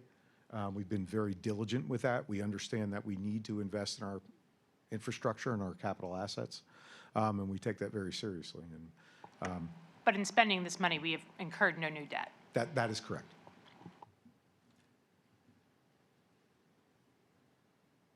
Okay, any other questions? Okay, jumping right into all the new board members. Boy, you're getting all the good stuff tonight. Okay, so I do apologize. It is a lot, but it is part of our process that we go through. This time every year we go through the 5-year projection. There is a base scenario that I'll go through with my assumptions based upon trend and analysis, and then we have a max and a min, where what happens if everything I guess goes positive, and then what happens if everything I guess goes negative as we build that base, and then we compare them. So moving forward, we utilize our 5-year projections a little bit differently than private industry, because we understand that we have a lot of different variables. And when we set a budget, we have that budget and we move forward with it. We're not really concerned. It's very hard for us. We're not concerned with stock options, and we're not concerned with profit margins. We're concerned with the education of our children, and so we take that very seriously. So when we do the 5-year projection, we say, okay, here's where we think we're going to go. We know that there's a lot of variables that go into that. We're not going to get really too deep into that. We're just going to take a high-level look at what we can do to make a base case scenario, understanding that everything changes. So remember, these are my assumptions based upon my information, typically with Mrs. Hurd's input. We might reach out to some professional organization as we continue to build this. And one of our key partners is Forecast 5, our frontline individuals that help us develop this. So I am assuming, and we, over the years we've done this where We went right to the Act 1 index when the IFO actually publishes it. We haven't had an updated publish because the government was shut down, so we didn't have those. So we had what the IFO, the Independent Fiscal Organization, was recommending. We had local yokel. We had our own process. We went out with zeros one year just based upon where did we think we're going to go. So this is my assumption that we're going out with tax increases over the next couple of years. This is not set in stone. So if you're listening in your own home or here, these are just ideas and assumptions. So take them for what they're worth. 3.5% for 26-27. That just happens to be the Act 1 index. 3.25 for 27-28, 3% for 28-29, 2.8 and 2.8 for 29-30 and 30-31 as a 5-year. We also dip into some other local revenues, associated earned income tax. We've now gone to the point in time, for those of you who have been here for a while and for those new personnel on the board, we have actually gotten to the point in time where I'm now confident with where we're at with an earned income tax. And we feel confident that it's steadied. It's flatlined at this point in time at $16.125 million. We continue to look at that. I get daily updates on that earned income tax. We continue to have meetings on a weekly basis within the business office to see if we can see any growth potentially. And that has been a savior for us in the past. From a budget to actual perspective. At this point in time, we think it's flatlined for now. Yes? Can I ask a question with regards to the EIT and the new development? That flat number doesn't take into account new individuals moving into the community and moving into those houses, correct? It does not, for now. I think it's prudent to not assume that at all. But I just am curious because of the price point of the new builds is very high. And so I just am wondering if there's a way to create a projection that would account for potential dollars of 2-salary households that are going to live in those homes. I agree with that. One of the things that we do reach out to, one of the professional organizations, is Berkheimer. Berkheimer collects that tax for us and for many school districts and counties. And we actually ask them for what their best assumptions are and what worst case scenarios are. That 16.125 is exactly right in the middle of where they were at. This year, they gave us a fine window of about $1 million difference. We are right in there. One of the reasons that because I call them up and I say, hey, why did you come up with this? Give me some statistics and some data. One of the things that they showed me was that with corporate layoffs, we used to do a much better job of understanding where everybody worked when we had our own census. We don't have that. So now we have to rely on Berkheimer. There are people in our neighborhoods that pay taxes that are part of that reduction. There are personnel in our neighborhood that work for the federal government that we would have no other idea. However, Berkheimer tracks that, and they told us there's about 750 individuals right now with just a couple of different layoffs and federal government scenarios that they don't know if they're back, but they don't know if they're going to be back, that we need to be careful for. So that, I believe they've taken that into consideration when they provided the estimate. That is also a real understanding of our strength of our economy as well. That's one of those alternative revenue sources that we talk about, and I do have a slide about that in my actual equal sign, that when the economy's good, those three areas, earned income tax, real estate transfer tax, and interest earnings, they also usually go up, or interim taxes, I'm sorry. Unfortunately, those are kind of peaking and maybe coming down a little bit, so we're watching that and monitoring that. Interest earnings are also down. We all know with the Fed rates and when they cut, usually if Chairman Powell says, okay, we're not going to do it for this period, Amy and I will say, yay, okay, that we hold on to our higher interest rates because we're very limited in our investments. It has to be fully backed by the full faith and credit of the United States government by 104%. And so those interest rate earnings are steadied or declining a little bit. So we're very careful with that. We have more money in our bank now, and when those interest rates go up, we get a lot more alternative revenue to help us with our budget. At this point in time, those interest rates are starting to tick down every quarter of a basis point or 50% of a basis points. That impacts us overall with that alternative revenue source. So we're careful to monitor that. And assessment appeals. Assessment appeals with the common level ratio, which is one of those factors that drives what the value of a home is for real estate tax purposes, is awfully low. Essentially, it means that the county probably should reassess. However, having said that, this is an opportunity for those people that own our properties to actually go through the proper process and get a reduced valuation on their home through assessment. So we do have a lot of residential. We're mostly residential. We do have a couple of companies that are doing business in our school district, not many. Most of them have applied for and received some sort of an assessment reduction. We are monitoring those with our friends at Fox Rothschild. Lauren Chesney's leading that. Dave Comer's also helping.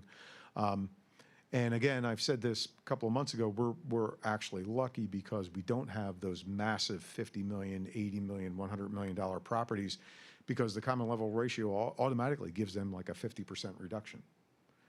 So many of our colleagues, many of my colleagues are going to court and they're getting a lot of assessment appeal appraisals. We don't tend to do that because we're mostly residential. If your house gets a $25,000 reduction because you deserve it because of the common level ratio, that's fine. All right, we're not going to step into that, because for us to step into that and intervene, the cost alone for the appraisal report on that property would be more than the amount of revenue that we would garner 5 years in. So assessment appeals are still becoming a point of interest for us, and we continue to monitor those. As far as state subsidies, well, having just gone through everything that we did with the state, SB is driven by a Frontline 5 data formula module that we input the total dollars that we expect to go in at the top, and then there are 6 variables that the state goes through. Also remember that many of those 6 variables are not just how Perkiomen Valley is doing, it's how Perkiomen Valley School District is doing in relation to other school districts.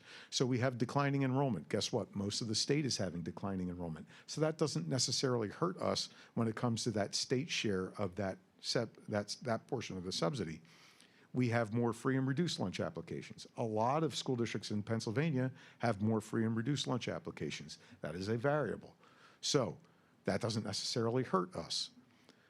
However, some variables might. So we continue to look at those, how that works. Special education, we've gone out with a 2% because special education costs continue to rise. The state recognizes that. And so we are hopeful in this base scenario that the state provides a 2% increase in our special education subsidy every year. Again, we can discuss that, we can argue that, we can say, make it 5%, okay. We can say make it 0 because we don't know what the state is going to do. Right now for this base scenario, we're doing 2%. PSERS and FICA, which again is a byproduct of total expenditures going out, we get 50% of that back in the form of a revenue subsidy.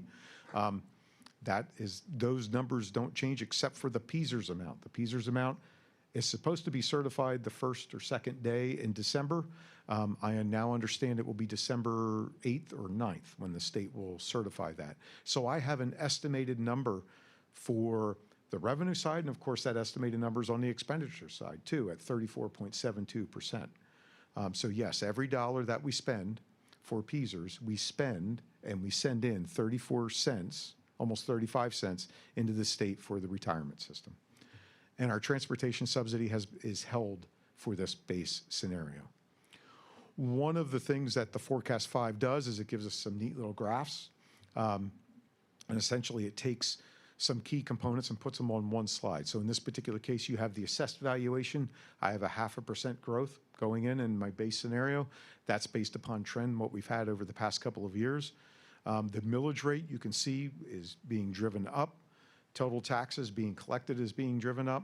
And then the index of what we're strapped to and paired to from the state purposes is actually going down. That's a guesstimate. That may change over time, but for now, that's what I'm using for the base scenario. Again, big numbers up here. hopefully you can read them on your computers, but essentially it shows growth based upon those assumptions that we've gone through. And naturally, the revenue projections go up. There's another little graph that shows, and again, the big blue component is our local source. We are almost 80% locally driven with our revenues. Many of our other school districts are 50, 60% state-driven. So they're not local, they're state-driven. So it's part of the differences of throughout the 500 school districts in the state of Pennsylvania. On the expenditure side, we have salaries by agreement and by contracts. I have 5% and 4% out there. Those are subject to contract negotiations. So I'm assuming that somewhere in there, this is where this will be. Health insurance increased by 10% in year 1, and then 6% in years 2 through 5, through 2031. And again, 6% is the trend, 4 to 6%. We are involved in a self-insured group, Bucksmont, with other school districts, 10 other school districts. And we have outperformed that yearly trend of 6%. However, this year we're sitting there, and our first look number, which you'll see in the equal sign, is about 18%. So we are watching that. The PSERS estimates are based upon last year's estimates because they haven't updated them yet. And then the way that the Pennsylvania school districts are handled, objects 300s, 400s, 500s, and 800s, they all represent different components of spending. So 300s are professional services. 400s are basically public services and leases. 500s are tuitions, all of our tuitions that we spend. And 800s are professional development and interest earnings. 600s are supplies. They're on another slide. You'll see that. And then 900s are our principal, basically our debt services.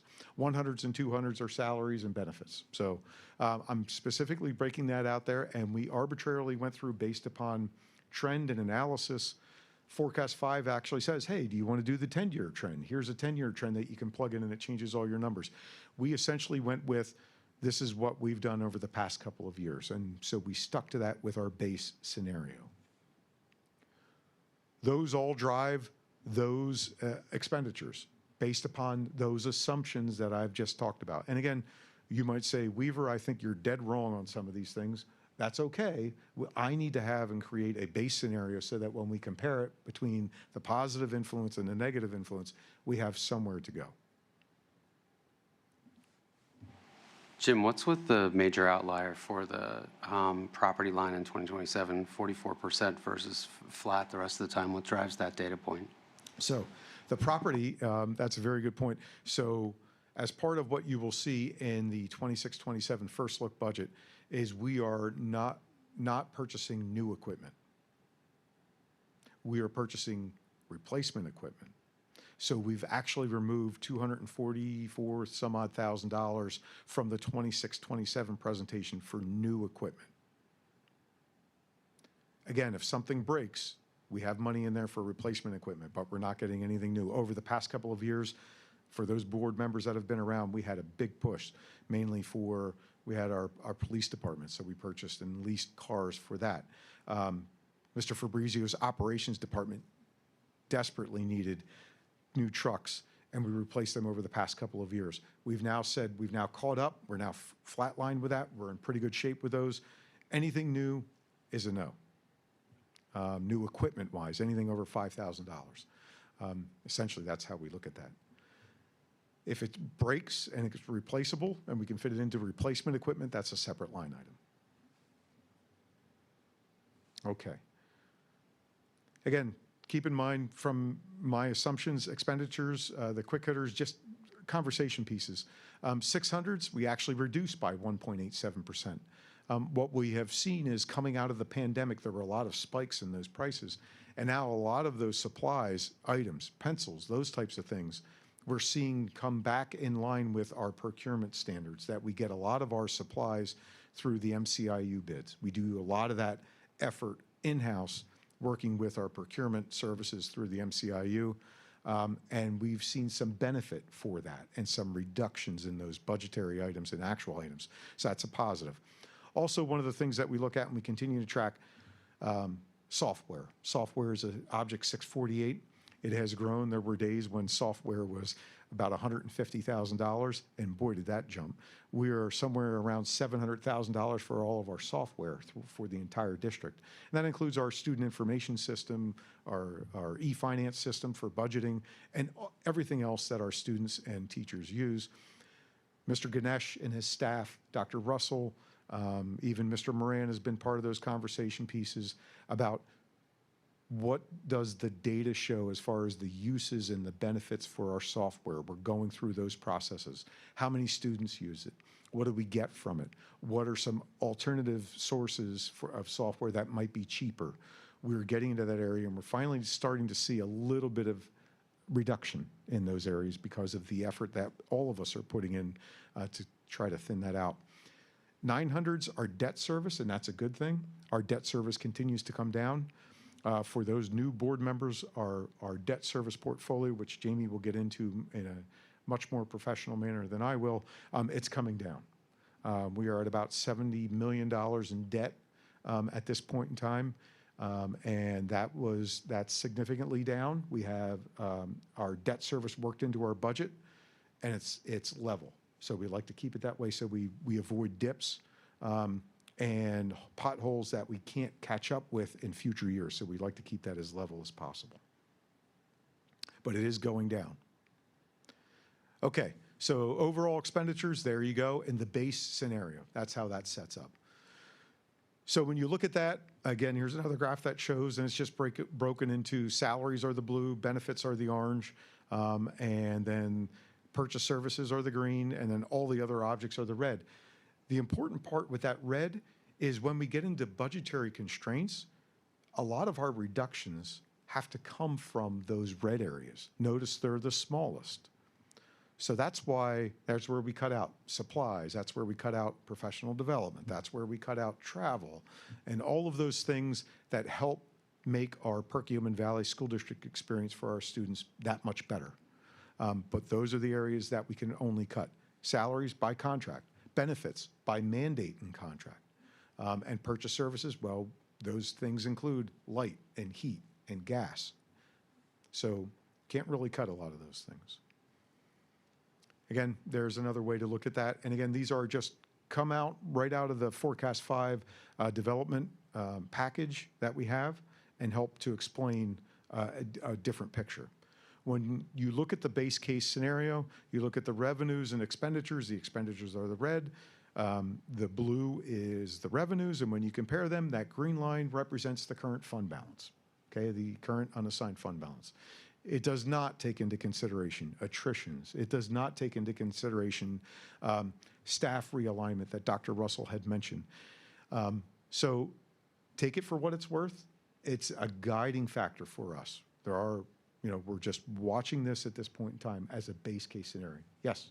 A question. With enrollments being down, and I get that the salaries are going up, we expect that, but shouldn't the FTEs, full-time equivalents, go down and moderate? You were talking about definitely getting, through attrition, having one or two people leaving in certain schools, but it seems to me with enrollment being down, we should even be able to impact that even further. Is this just exclusively based on projections of where we are right now rather than FTEs declining because the enrollment's declining, even though we are reallocating to special ed, I get that. But is there some way that we can neutralize that increase? Because it's really hard to rationalize when enrollment's down, FTEs just staying neutral. You know what I mean? Thank you. That's a good point, and welcome to the accounting team. And then we look at the education team and we find out that that's not necessarily the case because of the specialized services that we have to provide. I would love to agree with you, Amy, and I would love to agree with you. But yet we're here for education, and that you're at where we're at, and we understand that. Dr. Russell? Yeah, so as an educator on the other side, I'll pipe in a little bit and just share that we didn't used to have social workers on staff. We have 3 social workers on staff. We didn't used to have BCBAs, which support teachers with behavior. We now have 3 BCBAs on staff. So while the number of classroom teachers might look different. The need for special education teachers and specialized individuals has increased because the needs of our students have changed. So it isn't the nice, neat correlation that we would like it to be based upon the declining enrollment because of some of those changing needs on the part of our students. But we are cognizant of that. We pay careful attention to it, which is why you saw the graphs that you did earlier tonight. And something that we are constantly in tune with, because we know we get the greatest return when we reduce staff, when we are able to do that. That's where the majority of expenditures come from. If I Jim, can, oh, sorry, go ahead.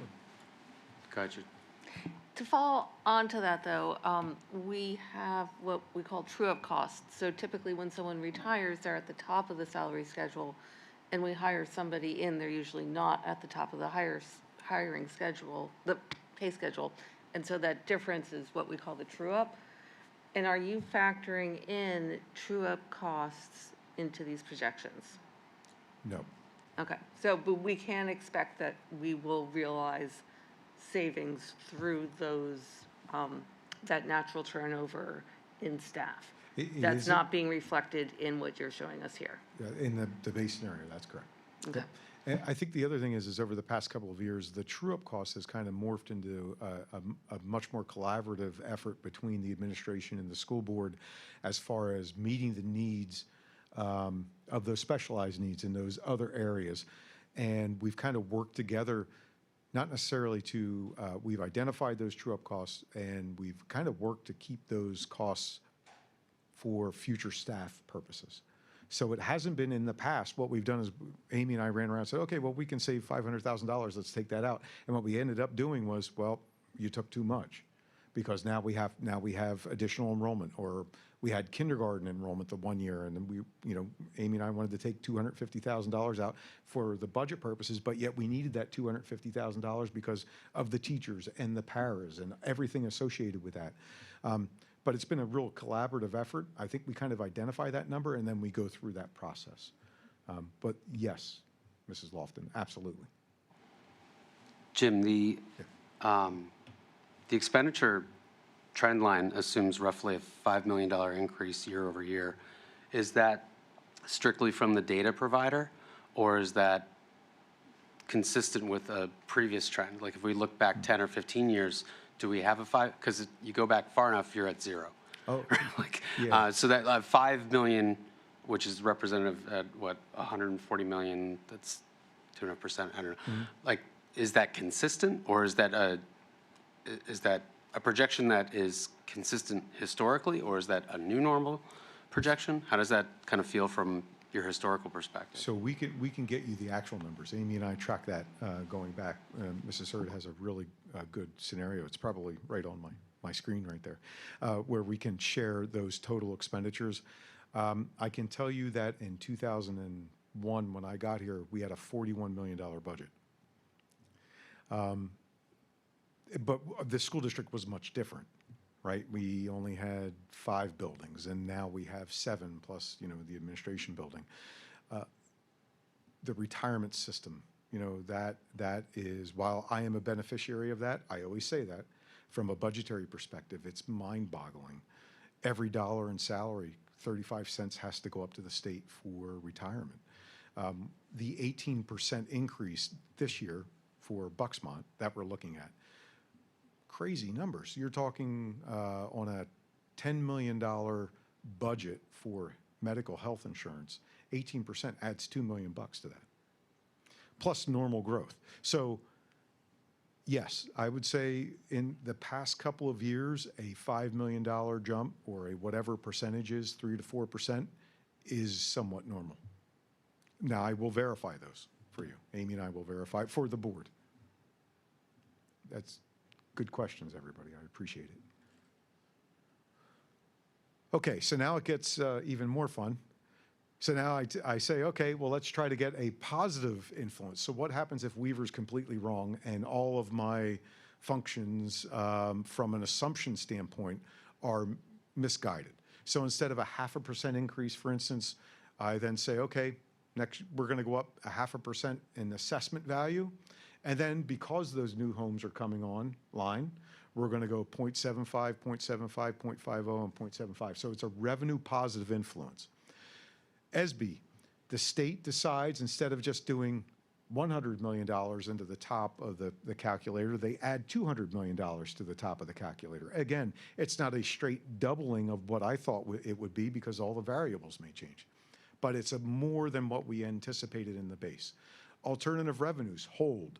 So earned income tax, real estate transfer tax, and interim taxes hold. We have good economics for Perkiomen Valley School District.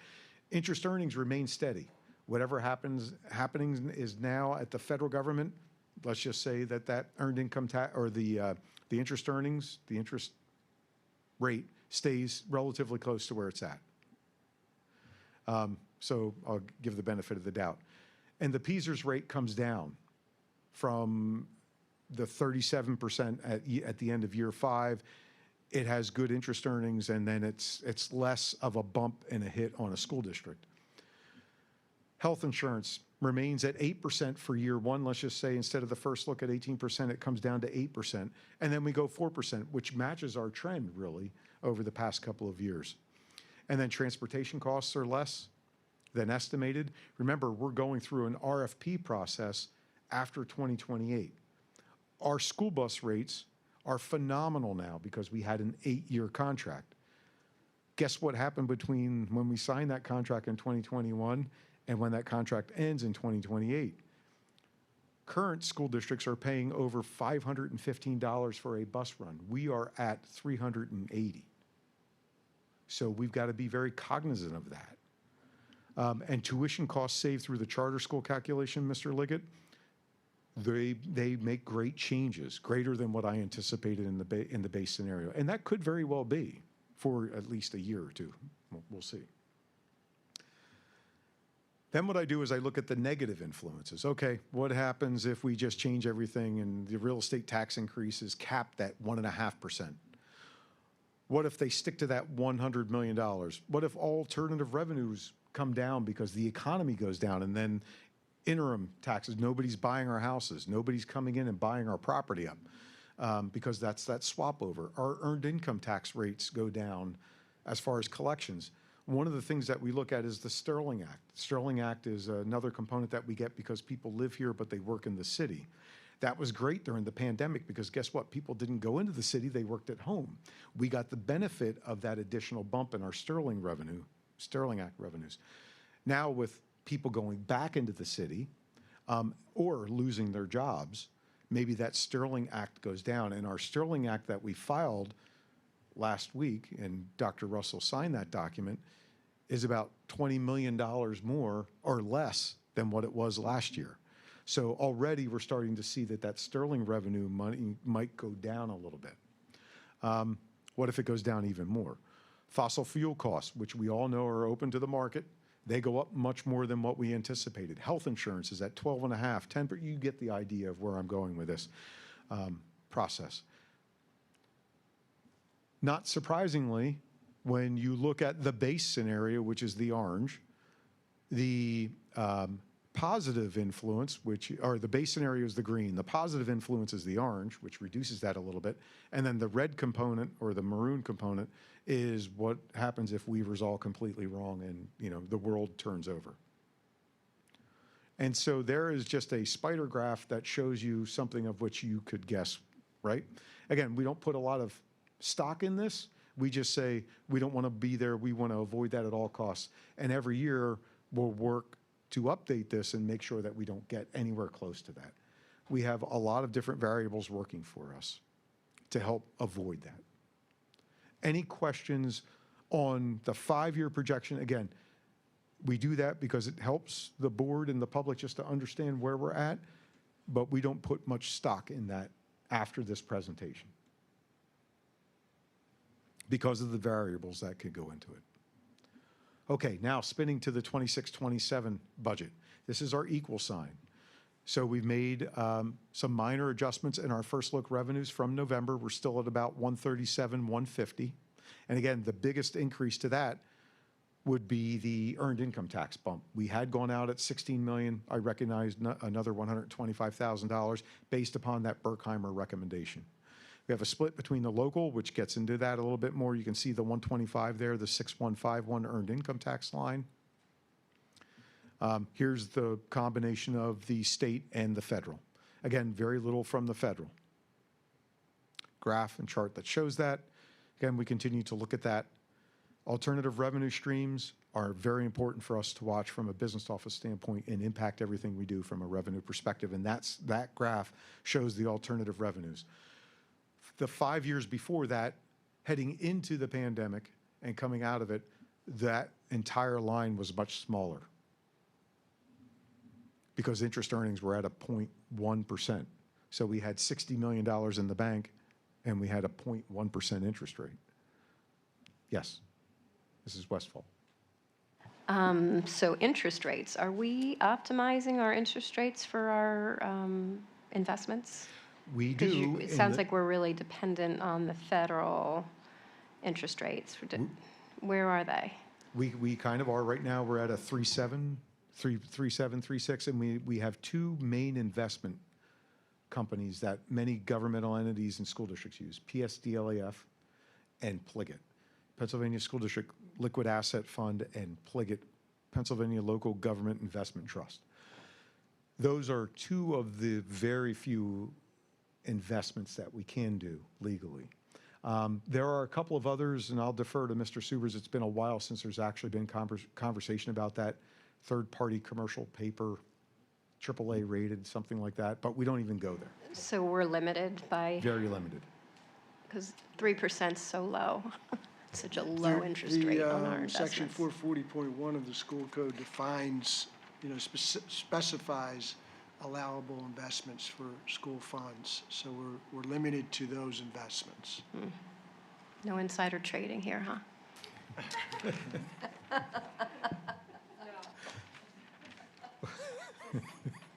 Really, 3% is low. Isn't there anything else for our investment?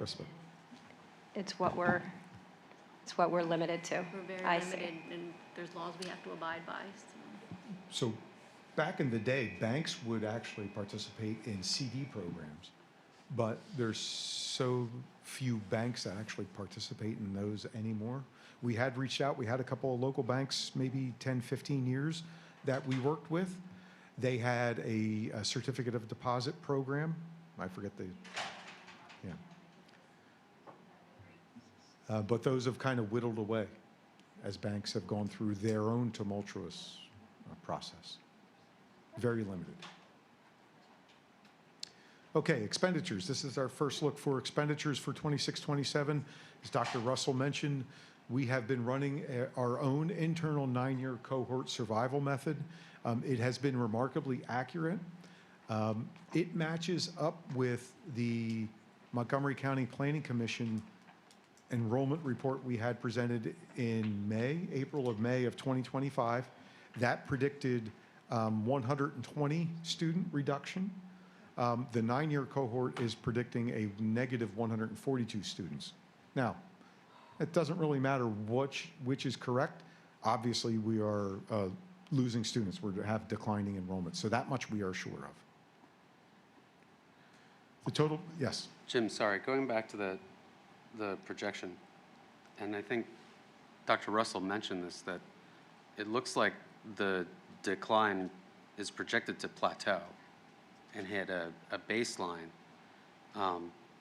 which is interesting because in the discussion around revenues versus full-time employees, there's actually an inflection point where we no longer decline in enrollment if this projection holds. So, looking at expenditure savings through FTE reduction will only takes us so far based on projected enrollments. At some point, we're going to have a major revenue expense inflection roughly around 2034, unless that trend line goes down again. I mean, obviously, if enrollments go up, then other things go up, presumably, but I mean, that, like, the immediate challenge is probably not as bad as the 7 to 10-year challenge. I don't know, am I reading the projection correctly versus a consistent 2.5 to 3% expense growth overall? I mean, at some point, the numbers become completely out of whack in the 7-year range, right? I mean, I know we're only projecting out 5 years because of credibility and coherence around the data, blah, blah, blah. But I mean, that looks like a really big planning problem. I don't know if we think that far out, but. So, one of the things that we had, Dr. Russell and I are very aware of is we know when I give the base projection and all that kind of stuff, there will be attrition to that, and I think we kind of alluded to that. We just don't have a trend. You know, we lose 3 teachers every year because what we've noticed in the current hiring of teachers is that they're hard to come by, and especially if it's in certain areas like a chemistry or a math, very, very difficult. So what Mr. Moran has to do is, instead of, wow, we're going to get savings because Weaver's 35 years, he goes out and we hire Mrs. Hurd at a lower rate, she's starting, we have to go pretty far up the scale to get someone who's qualified enough to teach those advanced types of courses. But you're 100% right, that's one case, right? So we've got 431 teachers and we've got a whole bunch of moving variables. But don't forget, every year, the 5-year resets itself to take into consideration where those are at. More importantly is that our weighted average daily membership, which is, you know, obviously the number of students that come in some way, shape, or form, that variable is in almost every one of our subsidies. Remember, it moves in unison with other school districts as well. So if overall, as long as Pennsylvania continues to decline in enrollment, we are not going to get harmed. We might even benefit from those changes. But at some point in time, if we continue to decline and everybody in Pennsylvania starts to grow, that's when we're really going to have a subsidy issue. So it'll be even more of a revenue drain at that point in time. But hopefully that will never happen. I think we attract people. We have a lot of people that want to bring their students here because of the quality of education. And I thoroughly believe that.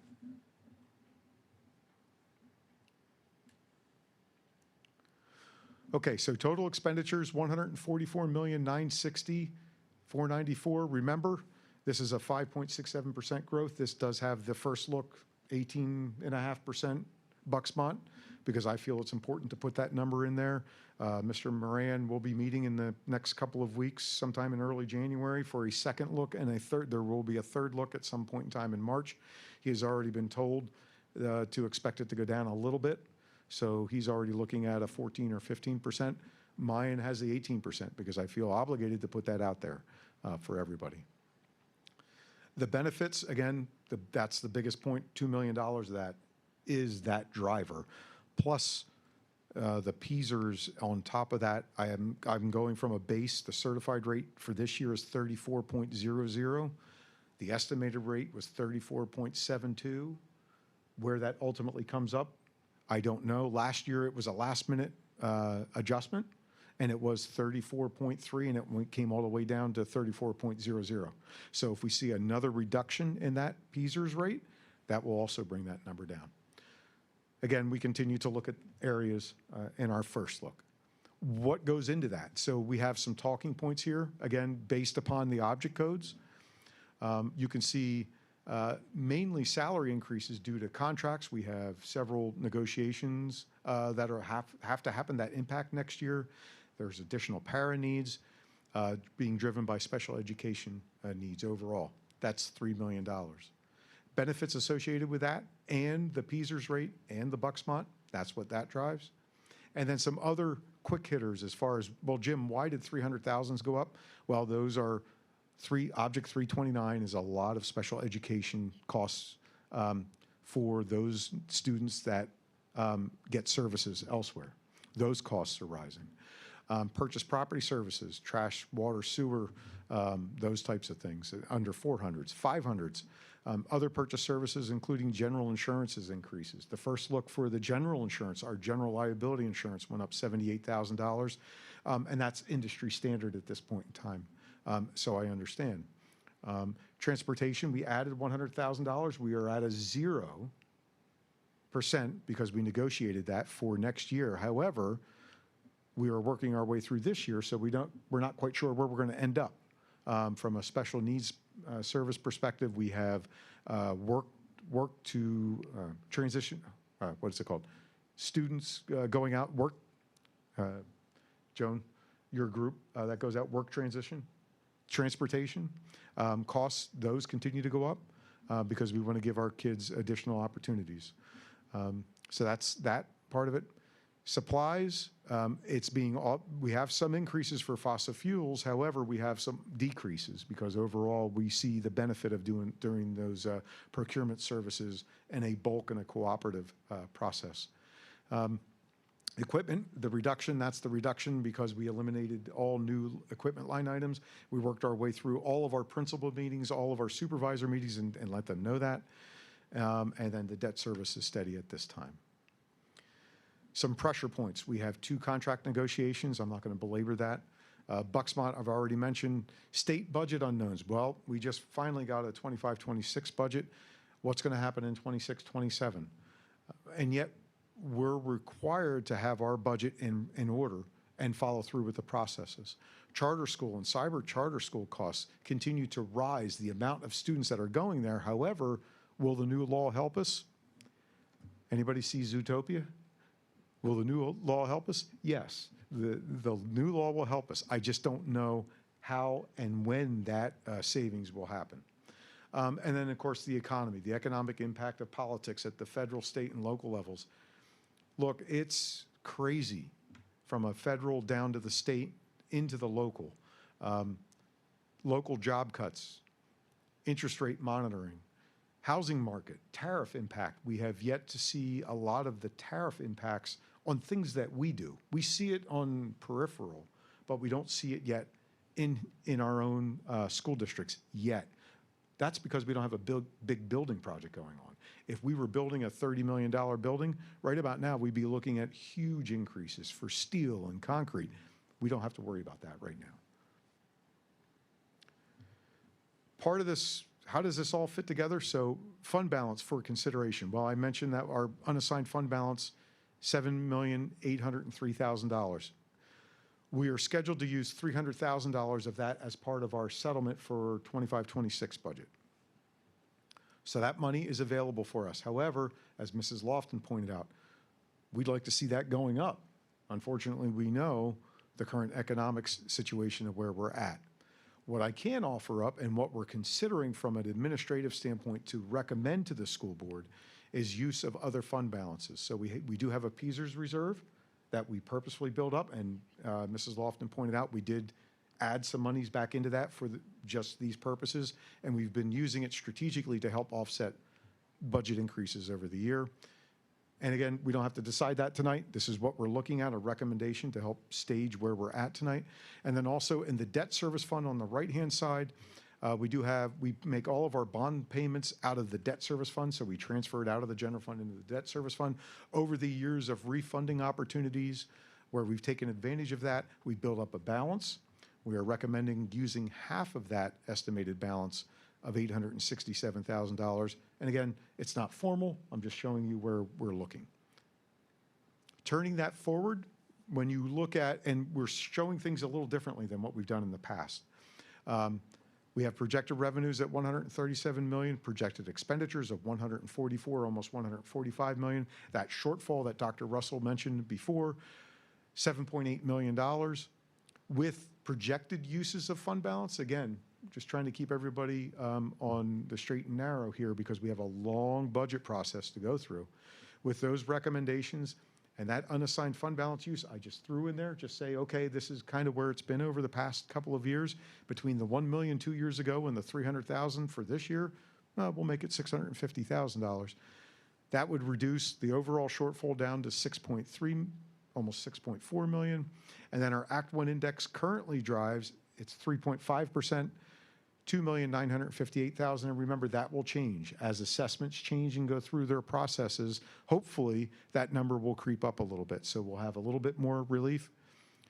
Looking at exceptions and exclusions with Act 1 index, which is allowable, that is just a number that we threw in there. It's to be determined. We haven't decided anything like that. We have to go through the process, and the school board has to approve that. So we'll go through that. That gets us down to a net shortfall of $2.4 million. And when you look at that, we have opportunities to reduce the Bucksmont. We have attritions that we're looking at. So hopefully that's our focus in the business office, and hopefully from an administrative team standpoint to help narrow that gap to get us down. Having said all that, any questions on where we're at tonight? It's early in the process. It is a long process. We have a lot of recommendations to go through, have full board support and input and recommendations on changing as we go through. Mr. Weaver, just for historical context, again, for some of the newer board members who haven't looked through this process in the past, how does this compare from where we typically are looking at the budget at this time in previous years? It's comparable. It is comparable. So this isn't, oh my gosh, look at this huge gap, we'll never fill this. Nope. This is sort of the process that we go through. Jim gives us kind of a very, very conservative view of what things look at, and chances are it's not going to be this bad. It's kind of It won't. a fair assessment That's of correct. this look at the budget. Yeah. Okay. For instance, the state subsidies are held harmless. We did not show any increases yet because we just don't know. We have no feel until the governor gives the budget in February what they're even thinking of. And from all intent and purposes, Dr. Russell and I attended a legislative breakfast, and I know you all have your contacts out there. There have been some really good people that have done some really good things, like charter schools. Joe Cerisi, hero in our book from that perspective. There's been some collaboration. Pennycook, fantastic from a charter school perspective. But even they don't know what's happening for next year. They couldn't even share details with us because they don't know. Mm-hmm. So at this point, you're looking at a recommendation that we look at including the exceptions as part of our budget process. That's Yes. correct? Okay. Yes, I think that's part of the process. Mr. Subers, those packets don't even come out until midway through December, early January, for us to even fill out to send in. We are utilizing the forms from last year, filling in our current year numbers, moving the year ahead and filling in our current year numbers and figuring out how that goes. So at this point, we're looking at that track where we're going to have a full, a full budget in January to look at? I believe so. Okay. Yep. Jim? Yes. Judy points out a really good point about the historical context. I'm curious if you have that at the ready to show sort of the trend, again, the December 1 budget going back a few years versus the final budget, and how often that shortfall gets closed. Because, obviously you're speaking with a couple years of experience.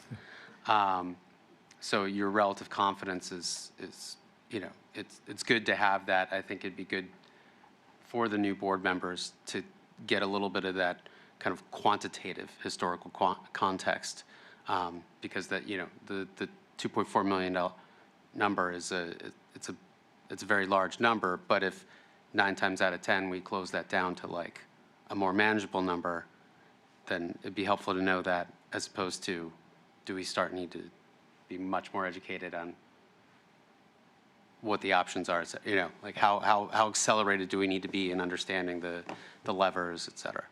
Okay, absolutely fair. And I think Amy and I can put something together. Dr. Russell has worked very hard on me to come out of my conservative shell. And a lot of our vendors have finally realized that they need to give us first look numbers that mean something in December. Since 2007, when Act 1 came into play, and our whole world changed from a budget perspective, they've been slow to come forward. What do you need that number for? You'll just change it. Well, vendors like insurances, they come in, spot in. The first look number was the same as the last look number on June 10th last year. So they're pulling out all the stops. And of course, the insurance broker has all kinds of tentacles out for cybersecurity insurances and general liability insurances and fire protection and bonding. All of those other components have to come together to give them the number so they feel confident to give us the number. So yeah, absolutely, we can share that, and you can see the strides that we've made as additional information has come in from December through January, February, March, and April, and the differences that have been made. Okay, as far as exceptions go, here is the listing. It will look similar. These are our real numbers that we have yet to input into the state-mandated system. The state has to approve the actual exceptions first. We can apply for them. We don't always have to use everything with them. So this is just what it looks like at this point in time. And again, we're waiting for the formal documents that we can fill in. Then we'll certainly share them with the full school board. Jim? Yes. If I'm reading this correctly, then for the numbers that you have currently here, you'd be possibly asking for up to a 0.7 mil increase above the Act 1 index as a exception at this point, bringing the total tax millage to 4.2? Yes. And that's it. That's your top number then? And if we go, yes, the board would have to agree, okay, we see the exceptions, that's great. And we can Where apply are for we the in exceptions yes. without using them, so we do not necessarily have to go to 4.2. Correct. Okay, thank you. Yep. We'll do everything we can. And we'll share everything. We don't hide anything. Everything that we can share, we'll certainly share. Now, we also have to be cognizant, Mr. Subers, maybe you can weigh in. I don't want to belabor this, but several years ago, some school districts that did use exceptions actually got penalized in some way, shape, or form. Amy, do you happen to recall that? I think it was for applying for grants. I think if you used exceptions, you couldn't apply for certain grants. So we need to be cognizant of that fact as well. This is not a panacea, but I feel obligated as the business administrator to bring this forward so we can talk about it and keep this as an option. We have not recommended it yet. Okay, any other questions? One more question. When was the last time we took a bond? It's been 3 years. It's been, yeah, 2020, early 2024. So 2 years, okay. Yep. And that was for fleet vehicles and... ESCO 5A. Right. Yes. And are we considering a bond for some of those capital projects that were discussed in November, I think? So Jim's going to come with a recommendation to that. I don't think he has prepared to talk about that tonight. That's correct. Jamie will be here next week to help set that stage. Okay. So you can see the current environment, the market environment, because that's all part of the vulnerability that we have when we go out. Okay. I can tell you from a refunding standpoint, we don't have any opportunities for refundings. We were really good at that for a while, but now we're bone dry. There's not much we can do. But we're locked in at low rates. Yeah. Oh, yes. We are at low fixed rates. That's the good thing and the bad thing. Right. Is that we don't have refunding opportunities. Because we already have great rates. Yes. Right, yes. All right. Thank you all. Thank you, Jim. Appreciate it. We're going to have to review what the word quick means, so. Anyway, items 5.02, 03, 04 are approvals of cameras, fence installation, and special education contracts. If there is no objection, I'd like those moved to consent. 5.05 is already listed as on the consent agenda, and the grants and donations report is attached. That ends my report. Thank you so much, Mr. Leggett, for the effort of efficiency. Section 6, I will just go ahead and take. Both of them are on the agenda for next week. Section 7, professional personnel. Judy, would you like to do, Mrs. Lofton, would you like to do that one? Sure. Let's see, section 7.01 is on consent. Are there any questions about that one? Section 7.02 is here as a placeholder. 7.3, 4, 5, 6, we're taking 6 off of consent because I'm recusing myself from that one. Are there any questions about any of the other motions? Section 7.07 is a approval for a revised motion to elect assistant superintendent. Request to approve a revised motion to enter into a contract to establish salary and fringe benefit for the position of assistant district superintendent with Dr. A. Peter Nicholson. This item was approved November 10th, 2025, but included an incorrect date for the term of the contract. The contract term extends from January 5th, 2026 through June 30th, 2030. Are there any questions? Would you make a motion on that? We're going to take action on that tonight. And I so move. Thank you, Judy. Second. Mrs. Lofton. And a second. Is there any comment or question? Seeing none, all in favor? Aye. Against? And Mrs. Lofton motioned and Mr. Liggett seconded. Okay, and that concludes my section. Thank you. Very efficient. Support personnel, Dr. Weston, please. Thank you, Ms. White. Items 8.01 through 8.05 are on consent. Item 8.06 is a approval of a memorandum of understanding. There's a request to approve a memorandum of understanding between the PV School District and the Maintenance, Custodial, and Food Service Association for third-party custodial services. Are any questions or comments on this agenda item? Seeing none, we can move that to consent, and that ends Section 8. Thank you so much, Dr. Weston. Section 9 is governance. We have conversation, discussion items, so I will go ahead and take this one as well. 9.01, first reading on policies as presented. Any comments or questions there? Okay. 9.02 is the approval to hold second reading and adopt policies. Is there a motion? Oh, I'm so sorry. We'll move it to consent if there's no issue. Seeing none, we'll move that to consent. 9.03 is an item to approve of the board secretary to replace Ms. Widener. Motion to approve Megan Reefer as board secretary for a 4-year term from January 1st, 2026 to June 30th, 2029.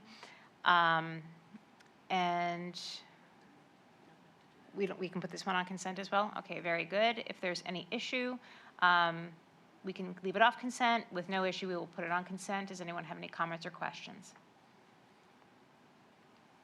Okay, seeing none, we'll move that to consent. Mrs. Reefer, thank you so much for joining us once again, officially for next week. 9.04 is the appointment of North Monco Technical Career Center, JOC, as presented. We're actually going to hold this for next week because that will be part of our committee discussion. And that's a 1-year appointment? No, through 2028 will be for a 3-year term. And then 9.05 is a commitment to our principles of governance. We do take this obviously very seriously. If you had not had time to read through it, please do so. Does anyone have an issue with adopting the principles of governance? Wonderful. We will all abide by that. We can put that on consent. And I think, Mrs. Widener, we have previously passed and signed that, correct? Collectively. Okay. And then 9.06 is a discussion about board committees. So Dr. Russell will talk a little bit about, I forgot what you said you were going to talk about. Oh, that's right, the board orientation meeting. So she's going to mention the date change for that, and then also board walkthroughs. We can talk about that. There's one coming up there was one in October, there's one in February, and then there's another in May. So we'll have a conversation. I want to make sure that everyone is aware of those dates, and then we will talk a little bit about committee assignments. Go ahead, Dr. Russell. Thank you, Ms. White. So very briefly, you are aware through some email exchange of a board orientation opportunity. Fox Rothschild sponsors a virtual session. They have agreed to allow us to record it. It happens to conflict with the high school concert. So in speaking with Ms. White, I would like to suggest shifting that date to early January. And I think we landed on, or I'm suggesting the 7th of January, where we would again come together. We would view this together virtually at district office over a meal and then be able to have some conversations. So I wanted to mention that to everyone in public tonight to see if that can work. I know that there is at least one conflict. I don't know how others feel about shifting it to January 7th. Any issues? Seems fine. And this is Okay. a new member orientation. Sitting members don't need to They take don't- the hours, but I think it would be beneficial as a Yeah. collaborative effort, just to make that point of clarification. Yes, thank you. Since I will be away on that date, will that recording be available to me to watch independently? I would think so. I mean, Yeah, based on what the emails I saw, it shouldn't be a problem. right, okay, good, thank you. So, Okay, yes, or yeah. could I participate individually on the 17th? Yeah, Okay, absolutely, you could, yes. Yeah. I'll get the preview. Well, it's You'll know all information, the- you'll it's know information you already You're know. gonna know all the answers, Mrs. Lofton. You can help lead the conversation for them. So would the current timing maintain? The date would just shift, but Yeah, all that's else- what I was thinking, 6:30 to 8:30, yes, and over a meal, yeah. Good question. All right, so we'll go ahead and get that Excellent. on the calendar, send invites. Yes. Wonderful, thank you, Dr. Russell. I mentioned board walkthroughs, so just for clarification, for those that don't know, administration has graciously allowed organized walkthrough events, usually one per level, so elementary, middle, and high, at 3 times during the year. Board members and different administration, we meet at whatever the school that's designated is, usually around 9:30, 9:45, depending on whether it's elementary or middle or high school. The time is a little different. And then we are hosted by building administration, usually with a focus. So the focus that we took for the elementary walkthrough at Evergreen with Mr. Marsh, and Ms. Duty was there as well, was around use of classroom space and how the classrooms are used in different ways. And then we looked a little bit, we saw a math lesson, we saw an ELA lesson. So you really get to see some hands-on for those that have, everybody has a different level of classroom observation experience. So it's a really nice way to get to have some face time, not only with the teachers, but also with the buildings and the kids. So that happened on October 22nd at Evergreen. The high school walkthrough will be on February 12th, and the East was the designated walkthrough is on May 6th. So invites can go out if your schedule does allow. It's a really, again, a wonderful opportunity to take part in. And I don't know if anybody has any questions about those. What's the likelihood of the date moving? If we lock in that date because of the daytime nature of it, like, is there a rain date if there's some kind of conflict with having it? In the past, we've kind of had it, whoever can join us, can join us. Obviously, working schedules are a tricky thing. I'm thinking more along the lines of the February date could be subject to Oh, if it school happens to closure. be, I didn't think of that. I guess we could reschedule it. I don't know that we ever had a snow incident. Are you hoping for snow on February 12th? Not particularly. I'd prefer to get We could do a virtual walkthrough. no snow this winter. Okay, so those, I know those May's dates probably were- fine, but I think Dr. Russell picks those dates with the building administration and just based on what works and convenience of personnel availability, so. It's a good question. Okay, so now we're gonna get a huge snowstorm. You heard it here first on February 12th. Are there any other questions about content of the walkthroughs or purpose? Cool. I do highly recommend it. I think it's really it's really puts in context a lot of what we talk about out of context at the table. Okay, so that's the board walkthroughs. Okay, so next, committees. In the last 2 years, we have moved to committees of the whole for both finance and education. Previously and traditionally, they were held as individual working committees on another day that was not a board meeting day, with 4 representatives. No more than 4 because it can't be more than, it can't be a quorum. It has to be less than a quorum. So in an effort for increased transparency and availability of options for voice and contribution, they were moved to committees of the whole. So I guess the question is this evening, what I'm proposing is that we keep the committees of the whole in place at least through the rest of the school year, and then reevaluate come August whether or not we would like to shift to smaller committees, or we can just keep on keeping on. I think that the committees of the whole have some great benefit. You're not having to, for those people that are on the committees, they don't have to sit through the information again and hear it a second time. Everybody gets the same information with the same conversation all at once. But then, and then it does take some meeting dates off of the calendar. That's the other advantage. So I don't know if anybody has any opinion about committees of the whole going forward, one way or the other. No one has an opinion. Okay, excellent. So we will keep status quo and we can revisit. I think it's helpful for us collaboratively, especially as a new unit of 9, to have conversations collaboratively all together at the same table, and this allows everybody equal voice during those meetings, finance and education. And as you can see, a lot of questions do come out of finance and the education presentations. Okay, so that's that. The other committees that require representation are policy, negotiations, Act 48, which is about professional learning. You will all receive a committee description chart of some sort out to email, so you can provide preference as to what committees you would like to sit on, along with dates and times. The assessment committee, which meets next on January 7th, that particular meeting, that's used to discuss community-facing materials like the annual report. Dr. Weston is on that committee with me, and we've lost 2 seats there, but everything can get rejuggled, so you can stay or go on that one, Dr. Weston. But this particular meeting on January 7th will be actually to discuss the structure and the I guess messaging is the right way to say it, for the data presentation that will take place at the end of January. So for those of you that are not as familiar with the enthralling data presentation that will take place, it's really riveting stuff.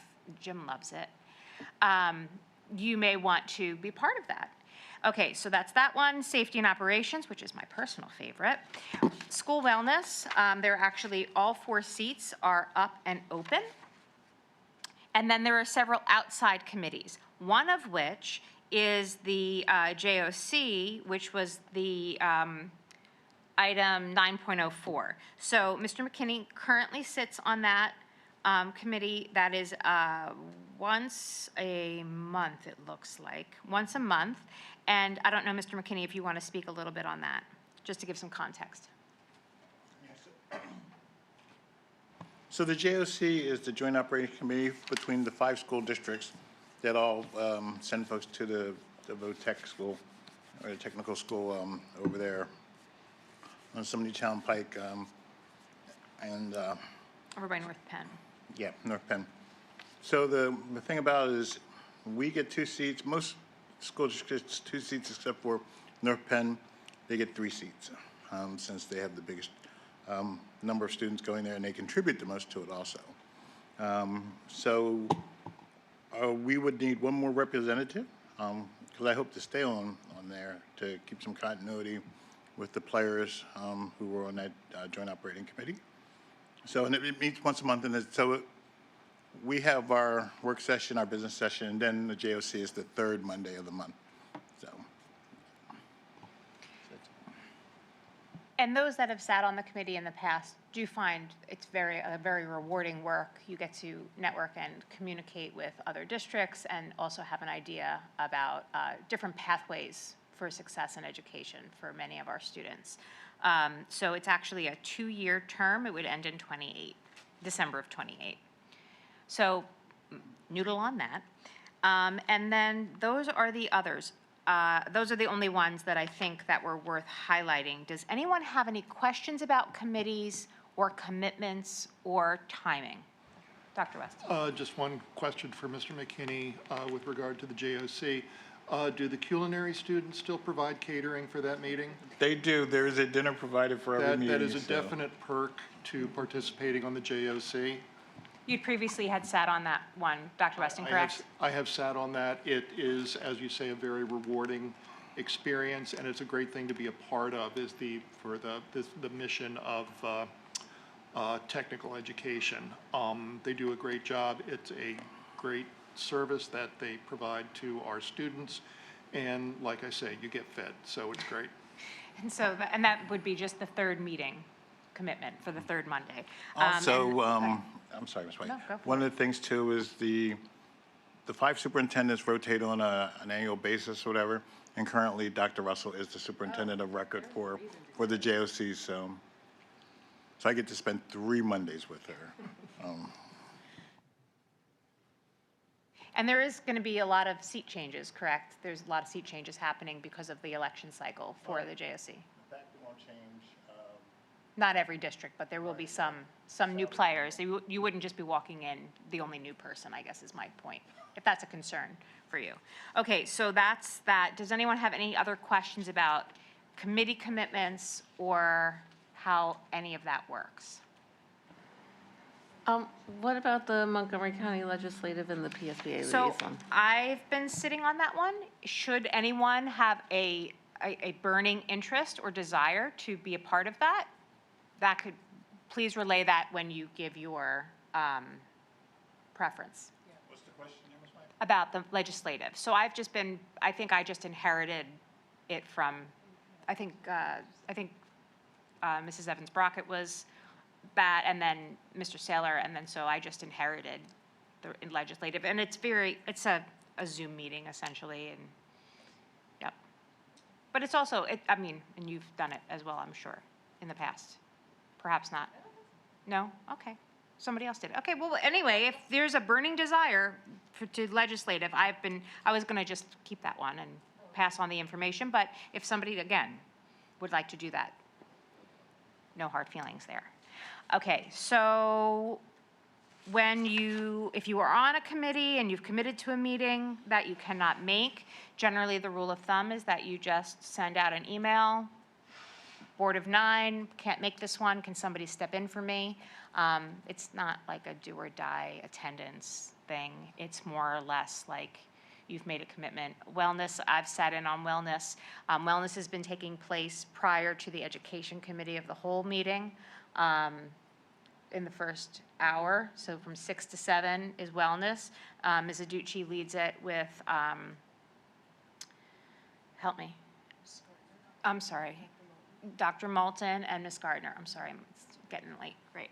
And so that's been happening on education night. And then policy, we changed the structure a little bit to allow for one less calendar day. And we take care of policy from 6 to 7 on the second Monday meeting of the month, and to just add some efficiency. So although policy is only limited to that hour time block from 6 to 7, should there be anything that requires a deeper dive or more conversation by a collective board presence rather than just 4 board members, we table it and then we pick it up when we get to the full board meeting. And that's been really working out very well. And it's helped move policy along in an efficient way. We were a little mired there for a little while. So we were working towards efficiency. But those are my 2 cents about that. I do ask that if it's at all possible, replies are given by, I think we said Friday, this coming Friday, which I think is the 5th. So Dr. Russell will send, or Ms. Widener will send that out with regards to what your preferences are. Sometimes, you know, there isn't just a lot of interest. Somebody has to do it. So, you know, don't be shy in what you'd be interested in doing. I did make some notes. Just I try to make it. I've been trying to make it strength-based and also interest-based. I think that's very helpful. So some of the conversation tonight has led me to, you know, put some notes down for some ideas of who might fit where. But I'd like to see what your thoughts are. And if that's the end of it, if nobody has any other questions, that would be the end of the discussion item. The only other thing that I would add about the JOC is the next meeting is actually the reorg meeting for the JOC, and it follows right after the dinner. So what has happened in the past is if you're attending with your +1, like we have a meeting afterwards, so they can either stay with you if you drive together or you can drive separately. So they don't have to sit around and wait for us to finish the meeting.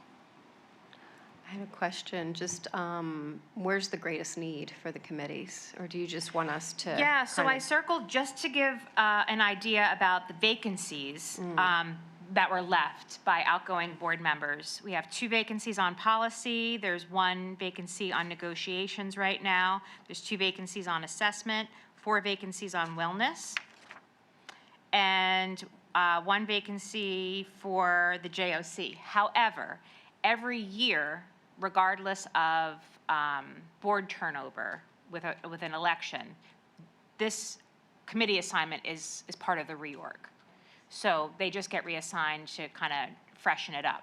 I mean, there's no reason people can't stay, but people do generally tend to, they stay on some and maybe shift around depending on, again, interest and strength. So I don't know, if that, hopefully that answers the question. Yep. Do you have a question? I know historically, the Wellness Committee has alternated with 3:45 PM and then the 6 PM, I guess. And I just wanted to ask if that was continuing to be the plan, because that would impact preferences. Yeah, and I think that's an important question. I've had this conversation with Dr. Russell as well. Assessment also meets at that 3:45 timeframe, which is why it's important that the meeting dates and times are noted. In the past, it really depends. The short answer is I don't think that there's intention to change it. I think that it's that way to allow for some flexibility with those that run the meetings. However, if you can only make every other, or if you can sign in via Zoom, for example, it's always available via Zoom. That is an acceptable. I put you down actually for wellness. I thought that would be of interest to you just based on topics. But I understand that 3:45 time frame is rough for anyone that's working a 9 to 7 job or 9 to 6 job. I get that. Any other questions? So the only thing I'll offer, last point, is that Ms. Widener will share the chart that you see on the screen, and you can actually, it's editable. You can actually sign up, and you can see the number of individuals requested to participate as Ms. White reviewed. Sign up underneath. If policy is your first choice, we ask that you put a number 1 behind your name. That corresponds with the committee that represents your first choice versus a second choice versus a third choice, okay? And then Ms. White will review things and share outcomes after Friday. Okay, thank you. So it will be part of the email, it won't be part of the memo, and then on Monday. Yeah, we were going to try and get it out tomorrow. Perfect. Tonight or tomorrow. As long as Yeah, that works for tomorrow morning. everybody. Tomorrow. And if you Say want tomorrow. decisions to be part of the memo, we just need the information for Thursday. Right. Really, or Friday morning, I guess. If you wanted a recap of who goes where. I don't think that, I think we can all wait until Monday, right? Excellent. Okay. Closing discussion, yes? Oh, comments, yes. Well, we didn't get to that, section 10 yet. Yes, good, okay. Okay, moving on to section 10, comments from the audience. I open the floor. Thank you for staying with us. Do you have anything to offer? I just want to say. Oh, you please make it official. Yes, I'm so sorry.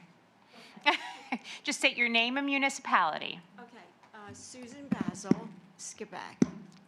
I just want to say this is the first school board meeting I've ever attended. I had no idea what to expect, but I am really impressed, a little overwhelmed, and I think it's good, and I will attend more. Thank you. Thank you for saying this, and thank you for saying, it's been a long time since we've had an 11 PM meeting, but this was a heavy one tonight. That was the case. Yeah, well, it used to be more normal, and then it was not normal, but we had a lot to cover tonight, so I appreciate you hanging out. Thank you very much for joining us. Seeing no other comments from the audience, 10.02 comments from board members. I open the table. Does any new or sitting board member have anything to add? We'll start with Mr. McGuire. I just want to apologize to Jim Weaver for all the questions. I'll keep it to a minimum next time. That's his favorite thing to talk about, so he was fine with the questions. Does anyone else have anything that they would like to offer? Yeah, I would just like to add that I truly appreciate everyone's time and effort tonight and the way that you were thoughtful, sincere in your inquiry with, the administrators and then the leadership of the district. I thought the questions were thoughtful and really to get to the point of having a better understanding of how this district runs and how it works or whatever. So I appreciate the tone, the attitude. It was true, sincere inquiry, and it was a conversation. It was not any kind of accusatory or gotcha moments. It was all about learning about what we do and how we can make the district better. So all of our meetings are like that, where, even if it takes 11 o'clock, I thought education was amazing with all of the questions that everyone asked. I thought that was really, really cool. So thank you for coming up with some thoughtful questions. And then Mr. Weaver, you're the GOAT. So, yeah, Mr. Weaver, so 44 slides. He means an actual goat, though. Motion to get Mr. Weaver a little goat. Okay, that's on you. We can't add that to the budget. I'm so sorry. But if you would like to donate one, we can add it to reports and donations. Anyone have anything else? I just want to say, as a newly seated board member, it's an incredible honor to be here. I'm delighted to be working with all of you, and I'm just feel very honored and privileged by the trust that's been placed in us by the community for the work that we have set out ahead of us, and I'm just excited to be here working with all of you. Thank you, Mrs. Lofton. Anyone else? I would like to say the same, just exactly what she said. Ditto. And my apology for the snarky comment about the, exactly. The interest rates, right? It's my sense of humor. Embezzlement is not really where we're not heading down. Thank you. Anyone else? Just one last time. Very good. Thank you all very, very much. We will get a lot done, and we will be more efficient. Jim's going to whittle his reports down to, he gets 25 minutes from now on. Very good. All right. And with that, notice a video disclaimer 10.04 is adjournment. Thank you. Have a great night.